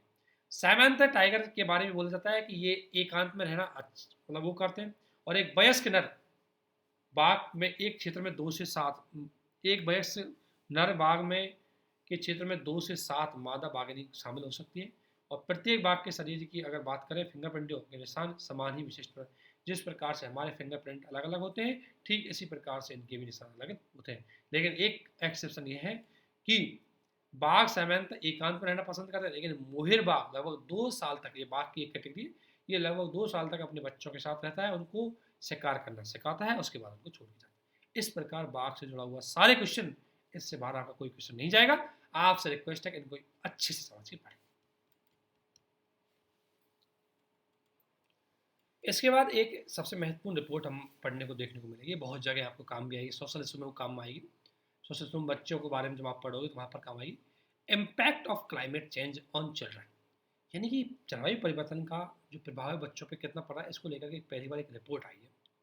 तो हाल ही में ध्यान रखना, हाल ही में जलवायु परिवर्तन के कारण विस्थापित बच्चे के संरक्षण हेतु मार्गदर्शन सिद्धांत जारी किए गए कि जो विस्थापित बच्चे हैं उनको संरक्षण कैसे देना चाहिए। और इसे ये सिद्धांत किसने जारी किए, ये संयुक्त राष्ट्र जो बाल कोष है उसके द्वारा, और IMO के द्वारा, और जॉर्ज टाउन इंस्टीट्यूट और यूनाइटेड नेशंस जो यूनिवर्सिटीज़ है उसके द्वारा मिल करके ये थ्योरी जारी की गई है, गाइडलाइन जारी की गई है कि जलवायु परिवर्तन की वजह से जो बच्चे डिस्प्लेसमेंट हो जाते हैं, विस्थापित हो जाते हैं, उनका संरक्षण बहुत जरूरी है, क्योंकि आपको पता है जलवायु की वजह से तापमान बढ़ने से सबसे ज़्यादा सेंसिटिव बच्चे रहते हैं, वो प्रभाव ज़्यादा होते हैं। तो उसके बारे में इन्होंने बताया, ठीक है ना। उसके लिए इन्होंने एक फ्रेमवर्क दिया है। तो पहली बार वैश्विक लेवल पर कोई ऐसे पॉलिसी मेकिंग का एक फ्रेमवर्क आया है। इसमें 9 सिद्धांत है, इनको शामिल किया गया है, और इसका मुख्य उद्देश्य है कि बच्चों को ज़्यादा से ज़्यादा उनकी संरक्षण किया जाए, और सीमा पार आंतरिक किसी प्रकार का माइग्रेशन हो, या तो इंटरनेशनल डिस्प्लेसमेंट हो या डोमेस्टिक डिस्प्लेसमेंट हो, सभी लेवल पर काम किया जाएगा। और ये सारे सिद्धांत बाल संरक्षण अधिकारियों का कन्वेंशन से लिए गए हैं, और ये अंतर्राष्ट्रीय कानूनों का दायित्व का निर्माण नहीं करते, यानी कि ये बाइंडिंग नहीं है, ये आपको एक रिकमेंड, एक सलाह के रूप में एक तरह से बताया गया है, आप इनको फॉलो कर सकते हो, ठीक है ना। तो उसी के बारे में अब सबसे बड़ी बात है कि आपको एक थोड़ा सा ये यूनिसेफ के बारे में आप सभी लोग जानते होंगे, लेकिन IOM के बारे में जान लो। इंटरनेशनल जो प्रवासन संगठन है, ठीक है ना, इंटरनेशनल ऑर्गेनाइजेशन ऑफ माइग्रेंट्स लोग होते हैं, उनके लिए संगठन है ये। ध्यान रखना, जब 19 सेकेंड वर्ल्ड वार हुआ उसमें प्रवासी लोग बहुत हो गए, कोई हमको पता है युद्ध होता है, जो युद्ध में एक लोग अपने, अब आपने रशिया का देखा होगा, रशिया यूक्रेन युद्ध हुआ, यूक्रेन के लोग भाग गए आसपास के पड़ोसी देशों में। युद्ध में आपको पता है जनता अपने जीवन को बचाने के लिए दूसरे देशों में भाग जाती है, तो बड़ी मात्रा में माइग्रेशन हुआ, प्रवासन हुआ। इसी को लेकर के एक 19 प्रकाशन हो गया। अब लोग दूसरे राज्यों में चले गए, अब वो प्रवासियों का संरक्षण कैसे किया जाए, उनका अधिकार का संरक्षण कैसे किया जाए, इसलिए यूरोपीय देशों ने इसका क्या किया गया, एक एक्ट ये बनाई गई, इंटरनेशनल ऑर्गेनाइजेशन ऑफ माइग्रेशन। और इसका मुख्य उद्देश्य था कि विश्व भर के जितने भी प्रवासी रहेंगे उनकी सहायता की जाए, उनके हितों की बात की जाए, उनके साथ खराब या दुर्व्यवहार नहीं किया जाए। इसके लिए IOM का गठन किया गया था। इसका मुख्यालय स्विस के जिनेवा में है। भारत इसमें शामिल है, 8 इसमें टोटल 174 देश शामिल है। और ये ध्यान रखना, एक संयुक्त राष्ट्र संघ की प्रणाली के रूप में काम करता है, प्रवासन में सहयोग करता है, ये जबरन प्रवासन है उसको भी रोकने में काम करता है IOM। तो ये आपके प्री के लिए इंपॉर्टेंट हो जाता है, इसलिए इससे गो थ्रू होना। अब इन्होंने इस प्रस्तावित मतलब मार्गदर्शन सिद्धांत दिए हैं, इसमें विभजित दिया है कि अधिकार आधारित दृष्टिकोण बाल संरक्षण को कन्वेंशन, यानी कि सबसे बड़ी बात है डिस्प्लेसमेंट हो, लेकिन उनके राइट्स बच्चों के जो है हमें उनका संरक्षण हमेशा करना होगा, बच्चों का हितों को सुप्रिय रखा जाएगा। इसके लिए हमें जो भी अदर एक्टर हुए उनको अकाउंटेबल बनाया जाएगा कि बच्चों के संरक्षण पे काम करें। निर्णय लेने में सबकी भागीदारी होगी, परिवार की एकता पर फोकस किया जाएगा, कोशिश की जाएगी कि बच्चों को उनके परिवार के पास पास रखा जाए। अगर कारणवश किसी का डिस्प्लेसमेंट हो भी जाए तो उनको अलग अलग शिविर में ना रखें, अपने परिवार के आधार पर उनको एक ही शिविर में रखा जाए, उनकी सुरक्षा पर ध्यान दिया जाए, ये बेसिक थ्योरी है। उनके स्वास्थ्य पर उनके साथ भेदभाव नहीं किया जाए, उनकी राष्ट्रीयता को विशेष उनको कोई पहचान दिया जाए, इस पर फोकस किया जाए। अब आखिरकार जलवायु परिवर्तन बच्चों को किस प्रकार प्रतिकूल करता है, तो आपको पता है सबसे ज़्यादा जलवायु परिवर्तन की वजह से बच्चे विस्थापित होते हैं, इसलिए बच्चों के साथ अनैतिक व्यवहार हो सकता है, इनको आवश्यक वस्तुएं नहीं मिलेगी, स्वास्थ्य संबंधित समस्याएं आ जाएंगी। इसके अलावा इनको विचारों को अपने परिवार से, देश से, विभिन्न प्रकार के चीज़ों से बचना पड़ता है। और जेनोफिया, जेनोफिया विदेशी लोग भी, जैसे मतलब अगर मान लो हमारे यहाँ रोहिंग्या आ गए, तो रोहिंग्या के बच्चे से हमारे लोग डरेंगे, पता नहीं क्या कर सकते क्या कर सकते, तो इनको एक दूर एक नफरत की भावना से देखा जाता है, इस प्रकार की समस्या है। और सबसे ज़्यादा बच्चे क्यों हैं, क्योंकि शारीरिक सुविधता है, क्योंकि ये बच्चे फिजिकली कमजोर होते हैं, मानसिक सुविधता है क्योंकि आसानी से इनमें अब किसी प्रकार की बीमारी उनको बहुत ज़्यादा होता है, और भावना ये है कि बच्चे है वो आसानी से डिप्रेशन में आ जाते हैं, चिंताओं में आ जाते हैं। इसलिए क्लाइमेट चेंज पे इनके पड़ने वाले प्रभाव के लिए ये रिपोर्ट और ये सिद्धांत जारी किए गए। बाकी आप एक बार ये देख लेना, ठीक है ना। इसमें एक चीज़ और है, इसके अलावा मौसम संबंधी घटनाओं के कारण 2020 में, ये डेटा ध्यान रखना, 20 लाख मतलब 10 लाख बच्चे हैं वो विस्थापित हुए। वैश्विक स्तर पर बीमारियों लगभग 90% हो गए। यूनिसेफ की अगर बात करें तो लगभग ये बात करें हम, तो यूनिसेफ ने रिपोर्ट बोला है कि भारत उन 4 दक्षिण एशियाई देशों में शामिल है जहाँ पर बच्चों पर क्लाइमेट चेंज का प्रभाव ज़्यादा है, क्योंकि भारत में लू भी चलती है, ठंड भी पड़ती है, अलग अलग तरह की क्लाइमेट है, इसकी वजह से ये भी ऐसी चीज़ है कि हमें नीति का समर्थन करना चाहिए, बच्चों के अधिकारों पर ध्यान रखना चाहिए, सामाजिक शिक्षा पर ध्यान रखना चाहिए, बच्चों के अनुकूल सिस्टम है उसको डेवलप करना चाहिए। इसके बाद आता है ऑफशोर वाइल्ड एनर्जी। ध्यान रखना, वाइल्ड एंड पवन ऊर्जा होती है, एक तो होती है आपके इंटरनल क्षेत्र में, और एक होती है आपके समुद्री तट पर, समुद्र में आपको बाइंड वो लगा करके आप टर्मिनल लगा करके आप एनर्जी जनरेट कर सकते हो, उसके बारे में पूछा है। तो हाल ही में नवीनीकरण मंत्रिमंडल के द्वारा अब तटीय, यानी कि जो ऑफशोर मतलब समुद्र के बीच में टर्मिनल लगा करके, टरबाइन लगा करके वहाँ से एनर्जी की जाती है, उसको बोला ऑफशोर। तो भारत में अब तक देखे तो गुजरात और तमिलनाडु के 16 क्षेत्रों में इसकी पहचान की गई है, और वहाँ पर कोशिश की जाएगी कि हम इसको बढ़ावा दें, क्योंकि इससे हमारा कहीं ना कहीं कार्बन क्रेडिट है, बहुत सारी चीज़ें में फायदा होगा। इसके अलावा अगर हम बात करें अब तटीय ऊर्जा के बारे में, भारत में आपको पता है इतना ज़्यादा समुद्र है, इतनी यूज हम कर सकते हैं। पवन ऊर्जा की अगर बात करें तो 95% जो ऊर्जा है वो इन राज्यों के द्वारा यूज की जाती है, ठीक है ना। अब एक चीज़ आपको इसमें एक चीज़ और देखना है थोड़ा सा पवन ऊर्जा के बारे में फैक्ट। पवन ऊर्जा सबसे तेजी से बढ़ती एक नवीनीकरण ऊर्जा है, क्योंकि जितनी ज़्यादा हवा चलेगी फटाफट बनती जाएगी, हवा चलती रहती है। पानी तो चलो सूख जाएगा, है ना, सूर्य का ताप हो सकता है रात में नहीं पड़े, लेकिन पवन तो हमेशा चलती रहती है। दूसरी बात 2019 में अगर बात करें 78 गीगावाट क्षमता के साथ पवन ऊर्जा का योगदान 35 गीगावाट था। 2022 में बढ़कर के इसका 60 गीगावाट होने का लक्ष्य रखा गया है। पवन ऊर्जा दो तरीके से हम बढ़ा सकते हैं, तटवर्ती और अपतटीय। तटवर्ती मतलब भूस्थल पर हम विंड एनर्जी फार्म स्थापित करें, और अपतटीय मतलब हम बीच में समुद्र में जाकर के हम विंड एनर्जी फार्म स्थापित करें, उसको बोलते हैं अपतटीय और अनुतटीय, ऑफशोर और अनशोर। अब इसमें एक चीज हाथ में आती है कि ऑफशोर और अनशोर में दोनों फायदा क्या होता है। देखो, अगर हम ऑफशोर यानी बीच समुद्र में अगर टर्बाइन लगाए तो क्या फायदा है। एक तो देखो अधिक ऊर्जा स्थापित होगी, क्योंकि हवा हमेशा चलेगी, समुद्र में हमेशा हमेशा चल रही और एक फ्लो में चलती रहेगी, क्योंकि हवा की दिशा को चेंज करता है स्थल और जलवाहक का जो डिफरेंस होता है वो डिस्प्ले। अब समुद्र में तो समुद्र के हिसाब से हवा चलती रहेगी, पवनों की गति फिक्स रहेगी, भूमि अधिग्रहण की समस्या रहेगी नहीं, क्योंकि समुद्र में जाके खंभे लगा देना। अधिक ऊर्जा आप बढ़ा सकते हो, क्योंकि अधिक ऊंचाई तक आप टर्बाइन लगा सकते हो, क्योंकि वहाँ पर पक्षियों का भी डर नहीं रहेगा। लेकिन चुनौती क्या है कि टर्बाइन लगाने के लिए आपको चाहिए पैसा, उनकी मरम्मत करना, समुद्री जीवों पर भी प्रभाव पड़ सकता है, ये थोड़ी चुनौती है। तटवर्ती जो हम लगाते हैं आजकल, ये ऑब्वियसली कॉस्टली तो कम होता है, ट्रांसमिशन के दौरान कम क्षति होती है, क्योंकि हम आसानी से, अब आप बीच समुद्र में लगाओगे और उसको जैसे बम्बई से 160 किलोमीटर दूर आपने समुद्र में लगा दिया, उसको बम्बई में पहुंचाने में इतना खर्चा आ जाएगा, जितने खर्चे की तो आप दूसरी बिजली बना लोगे, ठीक है। जबकि अगर आपने कहीं बनाया तो ईजिली एक बम्बई के किसी शहर में लगाया, दूसरे बम्बई के शहर में आसानी से आप भेज सकते हो, बम्बई के पास, मतलब क्षेत्र क्षेत्र के आसानी से भेज सकते हो। लेकिन दूर जितनी डिस्टेंस उसके बनाने में और उसको ट्रांसमिट दूसरी जगह यूज करने में अगर ज़्यादा डिस्टेंस है तो ट्रांसमिशन का खर्चा बहुत ज़्यादा बढ़ेगा, वो दिक्कत आएगी हमें केस में ऑफ शोर में। लेकिन इसमें दिक्कत यह है कि पवनों की गति कभी तेज चल रही, कभी धीमी चल रही, कभी नहीं चल रही, ये एक दिक्कत है। और कोई पहाड़ आ गई, कोई इमारत आ गई तो इनकी स्पीड रुक जाती है। इसके बाद ये ध्यान रखना थोड़ा सा कि भारत ने अपतटीय, इसमें क्वेश्चन आ सकता है अपतटीय पवन ऊर्जा से आप क्या समझते हैं, कितनी भारत में संभावनाएं, तो ये जो दिख रही है आपको ये सब संभावनाएं, ठीक है, ये संभावना। फिर भारत ने प्रयास क्या किए, ये आपको जो दिख रहा है ये प्रयास है, ठीक।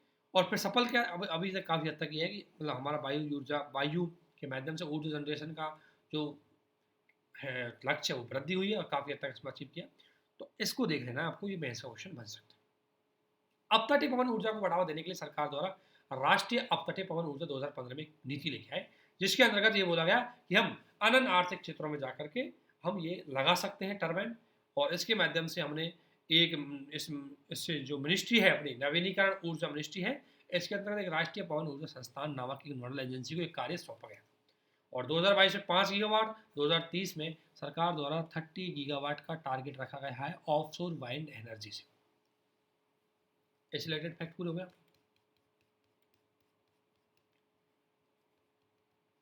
और भारत में देख लेना इतनी संभावना है। बाकी आप देख लेना कि आगे क्या करना है। एक तो अक्षय ऊर्जा खरीद दायित्व, अक्षय ऊर्जा खरीद दायित्व आपको जानते होंगे, इसको आरपीओ आपने पढ़े होंगे। आरपीओ मतलब एक्स नाम की एक कंपनी जो बिजली का वितरण करती है। इस कंपनी का दायित्व है कि इसकी एक फिक्स मात्रा में रिन्यूएबल एनर्जी होनी चाहिए, जीवाश्म ईंधनों की एनर्जी नहीं। भाई कोयला से अगर बिजली बन रही है उसको तो अनुपात होना चाहिए, लेकिन अक्षय ऊर्जा को भी इसको डिस्ट्रीब्यूट करना होगा, उसे बोला जाता है आरपीओ।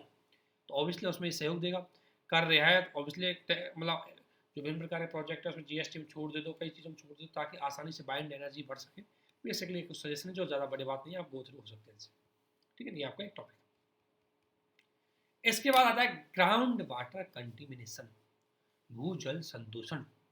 भूजल संदूषण को लेकर के अभी वर्ल्ड बैंक के द्वारा एक रिपोर्ट जारी की गई है। तो एक तो परी के लिए आपको इंपॉर्टेंट है कि रिपोर्ट क्या है और किसने जारी किया है। तो रिपोर्ट को जारी किया विश्व बैंक ने, seeing in the invisible A strategic report on ground water quality. ये रिपोर्ट हो सकती है यूपीएससी इतनी बड़ी रिपोर्ट का नाम भी दे देती है, स्टेट पीसीएस यूपी पीसीएस में मैंने कई जगह ऐसे नाम देखे। आपसे पूछ सकते हैं कि इसको पब्लिश करने वाली अथॉरिटी कौन थी, तो आप इजीली बता सकते हैं कि वर्ल्ड बैंक इसको पब्लिश करने वाली अथॉरिटी है। और वर्ल्ड बैंक ने बोला कि 1970 से लेकर के लगभग वैश्विक लेवल पर 150 मिलियन लोग इससे बहुत ज़्यादा स्पेशली आर्सेनिक जैसे खतरनाक जो वो है पदार्थ है उनसे प्रभावित है। और भूजल संदूषण की अगर बात करें तो स्रोत का है, दो तरीके से होता है, एक तो भूगर्भ भी है, भूगर्भ में आपको पता है हमारे यहाँ आर्सेनिक निकलता है, फ्लोराइड निकलता है, यूरेनियम निकलता है, ये निकलते हैं इसकी वजह से। और मानव जनित हमारे यहाँ जैसे ड्रेनेज सिस्टम से गंदा पानी चला जाता है, कृषि से हमारे नाइट्रोजन कीटनाशक चले जाते हैं, औद्योगिक रसायनों से पेट्रोल हाइड्रोजन क्लोरीन ये चले जाते हैं, इतने ज़्यादा हमारे पास संदूषण जाके पानी में मिलते हैं और पानी को पॉल्यूटेंट करते हैं। इसके अलावा आप जितने ज़्यादा पानी को यूज करोगे लवणता बढ़ती जाएगी उसकी वजह से भी हो रहा है। और भारत में सबसे ज़्यादा अगर देखें हम इसका विस्तार, तो ये सबसे ज़्यादा आपको पता है कि भारत में पश्चिम बंगाल, झारखंड, उत्तर प्रदेश ये वाला क्षेत्र है, और भारत में तमिलनाडु वाला क्षेत्र भी प्राप्त होता है। 16 राज्यों में यूरेनियम का प्रदूषण सबसे ज़्यादा पाया गया है, और भारत में भूजल का नाइट्रेट स्तर बहुत ज़्यादा है। लेकिन सबसे बड़ी बात है कि भूजल करता क्या है, तो भूजल में बहुत ज़्यादा पॉल्यूटेंट होते हैं और अलग अलग तरीके से मानव स्वास्थ्य को प्रभावित करते हैं। ये क्वेश्चन यूपीएससी स्टेट पीसीएस पूछ चुके हैं। जैसे ऑर्सनिक ब्लैक फुट रोग करता है, विभिन्न प्रकार के रोग, इसमें फेफड़े की बीमारी हो जाएगी आपको, त्वचा पे स्किन डिजीज हो जाएगी, और हो सकता है कई प्रकार कैंसर से मौत भी हो सकती है। तो ब्लैक फुट जो रोग है वो ऑर्सनिक की वजह से होता है। फ्लोराइड की वजह से जो रोग होता है उसको बोलते हैं स्केलेटस फ्लोरोसिस, फ्लोरोसिस रोग है वो फ्लोराइड की वजह से होगा। मैग्नीज की वजह से बौद्धिक क्षमता यानी कि आपका जो न्यूरल सिस्टम है या आपकी याददाश्त क्षमता है खराब हो सकती है। यूरेनियम की वजह से आपकी किडनी खराब हो सकती है, ठीक है। नाइट्रेट की वजह से आपको ब्लू बैडी सिंड्रोम हो सकता है, और PFAS इसकी वजह से आपको महिलाओं को विशेषकर बीमारी हो सकती है। इसलिए ये जो प्रदूषक है ये आपके मानव स्वास्थ्य में बहुत नुकसान पहुँचाते हैं। तो आपको पता होना चाहिए कि प्रदूषक क्या होते हैं, क्यों बढ़ते जा रहे हैं, इसको भी देखेंगे, लेकिन इनका प्रभाव मानव स्वास्थ्य पर किस प्रभाव पड़ रहा है, तो इनका एग्जाम्पल आपको याद रखना है। इसके बाद कि बढ़ क्यों रहे, तो सबसे बड़ी बात है कि भूजल संतुलन जो हमारे पास बढ़ रहा है इसको रोकना क्यों ज़रूरी है। तो सबसे बड़ी बात है कि मानव ताज़े पानी पर बहुत ज़्यादा निर्भर है, सिंचाई के लिए भी और पीने के लिए भी। और अगर ताज़े पानी की अगर आपूर्ति नहीं हो पाई तो मानव के लिए नुकसानदायक हो जाएगा। दूसरा, जलवायु परिवर्तन। आपको पता है पहली बात तो जल के स्रोत सूख ही रहे, और अगर वो भी पॉल्यूटेंट हो गया तो बड़ी दिक्कत आएगी। रख रखाव, हम ओबियसली पॉल्यूटेंट अगर जल ज़्यादा हो गया तो हम उसको मेंटेन करना, उसको फिल्टराइजेशन करना, हमारी कॉस्ट बढ़ जाएगी, मानव स्वास्थ्य पर प्रभाव पड़ेगा। कृषि की उत्पादकता बढ़ानी है तो हमें इस पॉल्यूटेंट से हटना पड़ेगा, क्योंकि कृषि के लिए भी नुकसानदायी होता है। इसमें एग्जाम्पल दिया गया है कि लवणता, सेलेनियम, कैडमियम जैसे संदूषक पदार्थ ये पौधों को विषैली कर देते हैं, और इन पौधों में फिजियोलॉजी यानी कि उनकी उपापचय प्रक्रिया बहुत ज़्यादा उपापचय प्रक्रिया पे नेगेटिव इम्पैक्ट डालते हैं, जिससे पौधे सूख जाते हैं, नष्ट हो जाते हैं। खास श्रृंखला, ऑब्वियसली अगर ऑर्सनिक का यूज करेगा और उसको खाने वाला बाई के शरीर में चला जाएगा। अगर चावल में ऑर्सनिक आ जाएंगे, चावल को कंज्यूम करने वाले लोग हैं उनको भी ऑर्सनिक प्रभावित होगा। इनको संरक्षण करने के लिए हमें स्वच्छ जल की बात करनी चाहिए, हमें नियंत्रण बोर्डों के मापदंड उनको फॉलो करना चाहिए, और इन संस्थागत तरीके सबसे पहले काम करना है कि संस्थागत तरीके से कोई वैधानिक संस्था इनमें काम करे, इसका स्पेशल बजट बने, है ना। कॉन्सेप्चुअल हाइड्रोजियोलॉजिकल मॉडल है, हमको फोकस करना चाहिए, बेसिक चीज़ इसमें ये होगी। सबसे बड़ी बात है कि भारत ने आज तक क्या कदम उठाए। प्री और मेंस के लिए थोड़ा ध्यान रखना। एक तो सबसे पहली बात है केंद्रीय भूजल बोर्ड, ध्यान रखना, पिछली बार यूपीएससी सवाल पूछा था प्री में, अगर आपने देखा होगा प्री के सवाल देखो यार, आपको पता लग जाएगा। तभी आप बोलते हैं सर कहाँ से याद रखें, देखो अगर आपने कोई चीज़ पढ़ी है ना प्रीवियस ईयर क्वेश्चन, आपको तुरंत याद रहेगी कहाँ आया। ऐसा क्वेश्चन प्री में आया था, मुझे इतना पता है।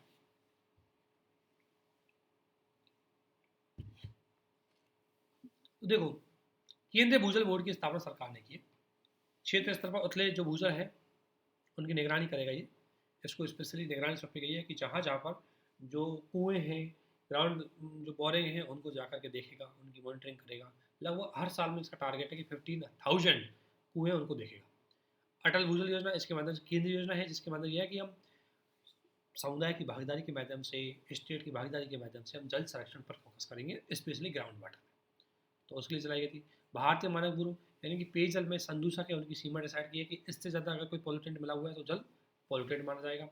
इसके अलावा जल प्रदूषण अधिनियम 1974 के अंतर्गत जो इंडस्ट्रियल पॉल्यूटेंट है, जो पॉल्यूटेंट जल है उसको कंट्रोल की बात की गई है। साझा जो ये हमारा ड्रेनेज सिस्टम का जो जल आता है इसको लघु इकाइयों के माध्यम से फिल्टर करने की बात के लिए हमने योजना चलाई है। हमने इतने सारे प्रयास इसके लिए किए, तो इसलिए दोस्तों ये आपके लिए बहुत महत्वपूर्ण हो सकता है। शुष्कता विसंगति आउटलुक सूचकांक, इसको ध्यान रखना किसने जारी किया है, भारतीय मौसम विज्ञान संस्थान ने जांच किया। और विसंगति का मतलब है कि जो बरसात थी उसमें कितनी नमी कम हुई है पहले की तुलना में, उसके आधार पर विसंगति जारी की जाती है। 1 से 25 तक हुई है तो इसको हल्का सूखा, 26 से 50 इसको मध्यम, और 50 से अधिक हुई है तो गंभीर सूखे की श्रेणी में रखा जाएगा। विसंगति का मतलब यही है कि पहले जितना जो सामान्य समझा था कि सूचक सूचक, इसका मतलब है कि पहले जो सूचकांक नमी थी उसकी तुलना में इस बार कम हुई है, उसको कंपेयर करते हुए सूचकांक जारी किया जाता है। और एक चीज़ मैंने बताया था कि राष्ट्रीय कृषि आयोग द्वारा सूखे का वर्गीकरण किया गया है, जिसमें मौसम विज्ञान संबंधी सूखा, जल विज्ञान संबंधी सूखा, कृषि विज्ञान संबंधी सूखा। ऑलरेडी हमने एक ज्योग्राफी का एक हमने पेपर डिस्कशन किया था प्री का, उसमें ये हमने डिस्कशन किया था। मौसम विज्ञान का संबंधित है कि अगर दीर्घकाल तक बरसात नहीं आए और निरंतर बरसात में गिरावट आती रहे, उसको हम एवरेजली मानेंगे कि इस बार मौसम हमारा सूखा है। जल विज्ञान का मतलब है कि जो हमारे सतही जल है वो सूख जाए। और कृषि विज्ञान का मतलब है कि कृषि की फसल के लिए जो जितना नमी चाहिए उतनी नहीं आए, फसल खराब हो जाती है, उसको उतना सूखा बोला जाता है। ये रिपोर्ट ध्यान रखना, ये साप्ताहिक सूखा सूचकांक भी जारी किया जाता है।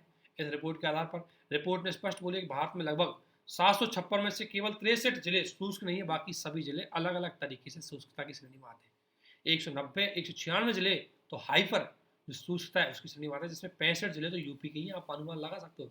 यूपी में नदियाँ बहुत बहती है, लेकिन फिर भी यूपी गंभीर जिले इस श्रेणी में आता है। और बिहार में 33 जिले, तो 2 ही हैं जो सबसे ज़्यादा जिलों की श्रेणी में आ रहे हैं।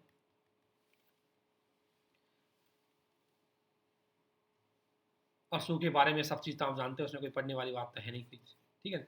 अब सबसे बड़ी बात है सूखे प्रबंधन के लिए हमने क्या किया किया है, ये आपको एक क्वेश्चन बन सकता है। देखो सूखे के बारे में सब जानते हो, मैं इसको ज़्यादा बताऊंगा नहीं यार, तो आप बोझ बोल देना कि ये क्या है। सामाजिक प्रभाव सब जानते हैं कि सूखे से आर्थिक प्रभाव ये पड़ेगा कि आपका एग्रीकल्चर नहीं होगी, आपकी खाद्य आपूर्ति श्रृंखला नहीं होगी। पर्यावरण प्रभाव ये कि आपके मतलब बायो सिस्टम, इकोसिस्टम, डेजर्टिफिकेशन बढ़ेगा। सामाजिक बदलाव ये कि गरीबी बढ़ेगी, ऋणग्रस्त बढ़ेगी, बेसिक चीज़ें हैं, इनको आप गो थ्रू लेना बस इस्तेमाल में। सबसे इंपॉर्टेंट चीज़ ये है कि सूखे के प्रबंधन के लिए हमने आज तक किया क्या है। तो सबसे पहले सरकार के द्वारा राष्ट्रीय कृषि संबंधी सूखा आकलन रिपोर्ट, सबसे पहले तो हमारे पास एक निगरानी तंत्र होना चाहिए। इसमें राज्य, जिला, उप जिला स्तर पर हमने सूखे की गंभीरता के आधार पर उसके निगरानी सिस्टम को डेवलप किया, ताकि डेटा तुरंत सरकार के पास आए, डेटा उसके आधार पर सरकार एक्शन ले। दूसरा, सूखे की अग्रिम चेतावनी, ये हमने IIT जो गांधीनगर इसके द्वारा एक बढ़िया प्लेटफॉर्म डेवलप किया गया है, जिससे पहले से ही संभावना बता सकता है कि हाँ हमारे यहाँ सूखा आ सकता है। आत्मनिर्भर कृषि ऐप, इसके माध्यम से सरकार के द्वारा किसानों को एडवांस में ही इन्फॉर्म कर दी जाती है भाई इस बार सूखा पड़ेगा, आप ऐसी फसलों का उत्पादन कम करो जिनको जल की जरूरत ज़्यादा है, आप उनका उत्पादन ज़्यादा करो जिनको जल की जरूरत कम है। राष्ट्रीय जल नीति, उसके लिए महत्वपूर्ण है। राहत कार्यक्रम बहुत महत्वपूर्ण है, सरकार के द्वारा काम चलाया गया। अटल भूजल योजना, कैच द रेन अभियान, कृषि सिंचाई योजना, एकीकृत जल विकास, इनको लिख देना अगर आपसे पूछ जाए कि सरकार के द्वारा जल संरक्षण सूखे का निगरानी के लिए क्या क्या किया गया, तो उसमें आप इसको लिख सकते हैं। भारत में बार बार सूखा क्यों पड़ता है, क्योंकि एक तो हम मानसून पर निर्भर है, और मानसून को इफेक्ट कर देता है अल नीनो, जैसा कि मैंने आपको बताया था, ये भी आपको मैंने वीडियो में बताया था।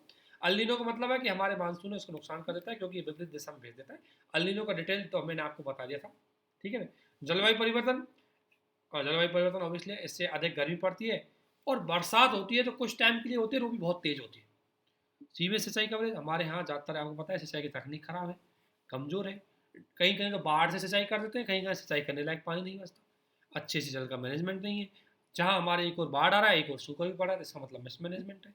इसकी वजह से हमारे यहाँ बरसात का असमान वितरण नॉर्थ ईस्ट और डूबा चला जाता है, और वेस्ट जो राजस्थान है मतलब पश्चिमी राजस्थान में सूखा रह जाता है। इस प्रकार का जो मिसमैनेजमेंट है हमारे यहाँ, ये बेसिकली आपको स्वतः पता है सरकार ने क्या क्या काम किए गए। तो ये अग्रिम, ये तो वही है कि आकलन एवं अग्रिम चेतावनी, पहले से असेसमेंट करो, भूमि के आधार पर कितनी नमी है उसको देखो, उसके आधार पर उसका डेटा इशू करो कि क्या सच में इस बार सूखा पड़ेगा नहीं पड़ेगा, ताकि इजीली तरीके से हम पैसे से काम करें। प्रिवेंशन का मतलब पहले से तैयारी कर लो, प्रिपरेशन का मतलब तैयारी कर लो, मिटिगेशन का मतलब ये तीनों एक चीज़ जुड़े। Mitigation, preparedness, prevention, prevention, preparedness और मिटिगेशन, तीन चीज़ अलग अलग है, थोड़ा डिफरेंस है। प्रिवेंशन का मतलब है कि हम उन संसाधनों का यूज करो ताकि सूखा आए। प्रिपेयर्डनेस का मतलब है कि सूखा आए तो हम एक्शन नहीं ले सकें। मिटिगेशन का मतलब है कि उसके प्रभावों को सीमित कर सकें। क्षमता का विकास करो, मतलब ऑब्वियसली सूखा प्रबंधन के लिए राष्ट्रीय प्रशिक्षण बढ़ाओ, लोगों को ट्रेनिंग दो, ऐसी फसलों का निर्माण करो, सिंचाई के लिए ऋण दो, बीमा दो, सिंचाई फसलें, कृषि वानिकी, ताकि किसानों के हितों की सुरक्षा की जा सके।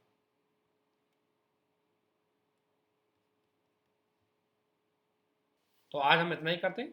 अगले एक वीडियो है उसमें आपका ये एनवायरमेंटल का पहला पार्ट, थोड़ा जो रिमेनिंग रह रहा है इसके शॉर्ट, और इसके अलावा सोशल इशू के पार्ट उसको कंप्लीट कर देंगे, और एक वीडियो हमें कल्चर और एंड कर देंगे। इस तरीके से आपका एक सारा सिलेबस है।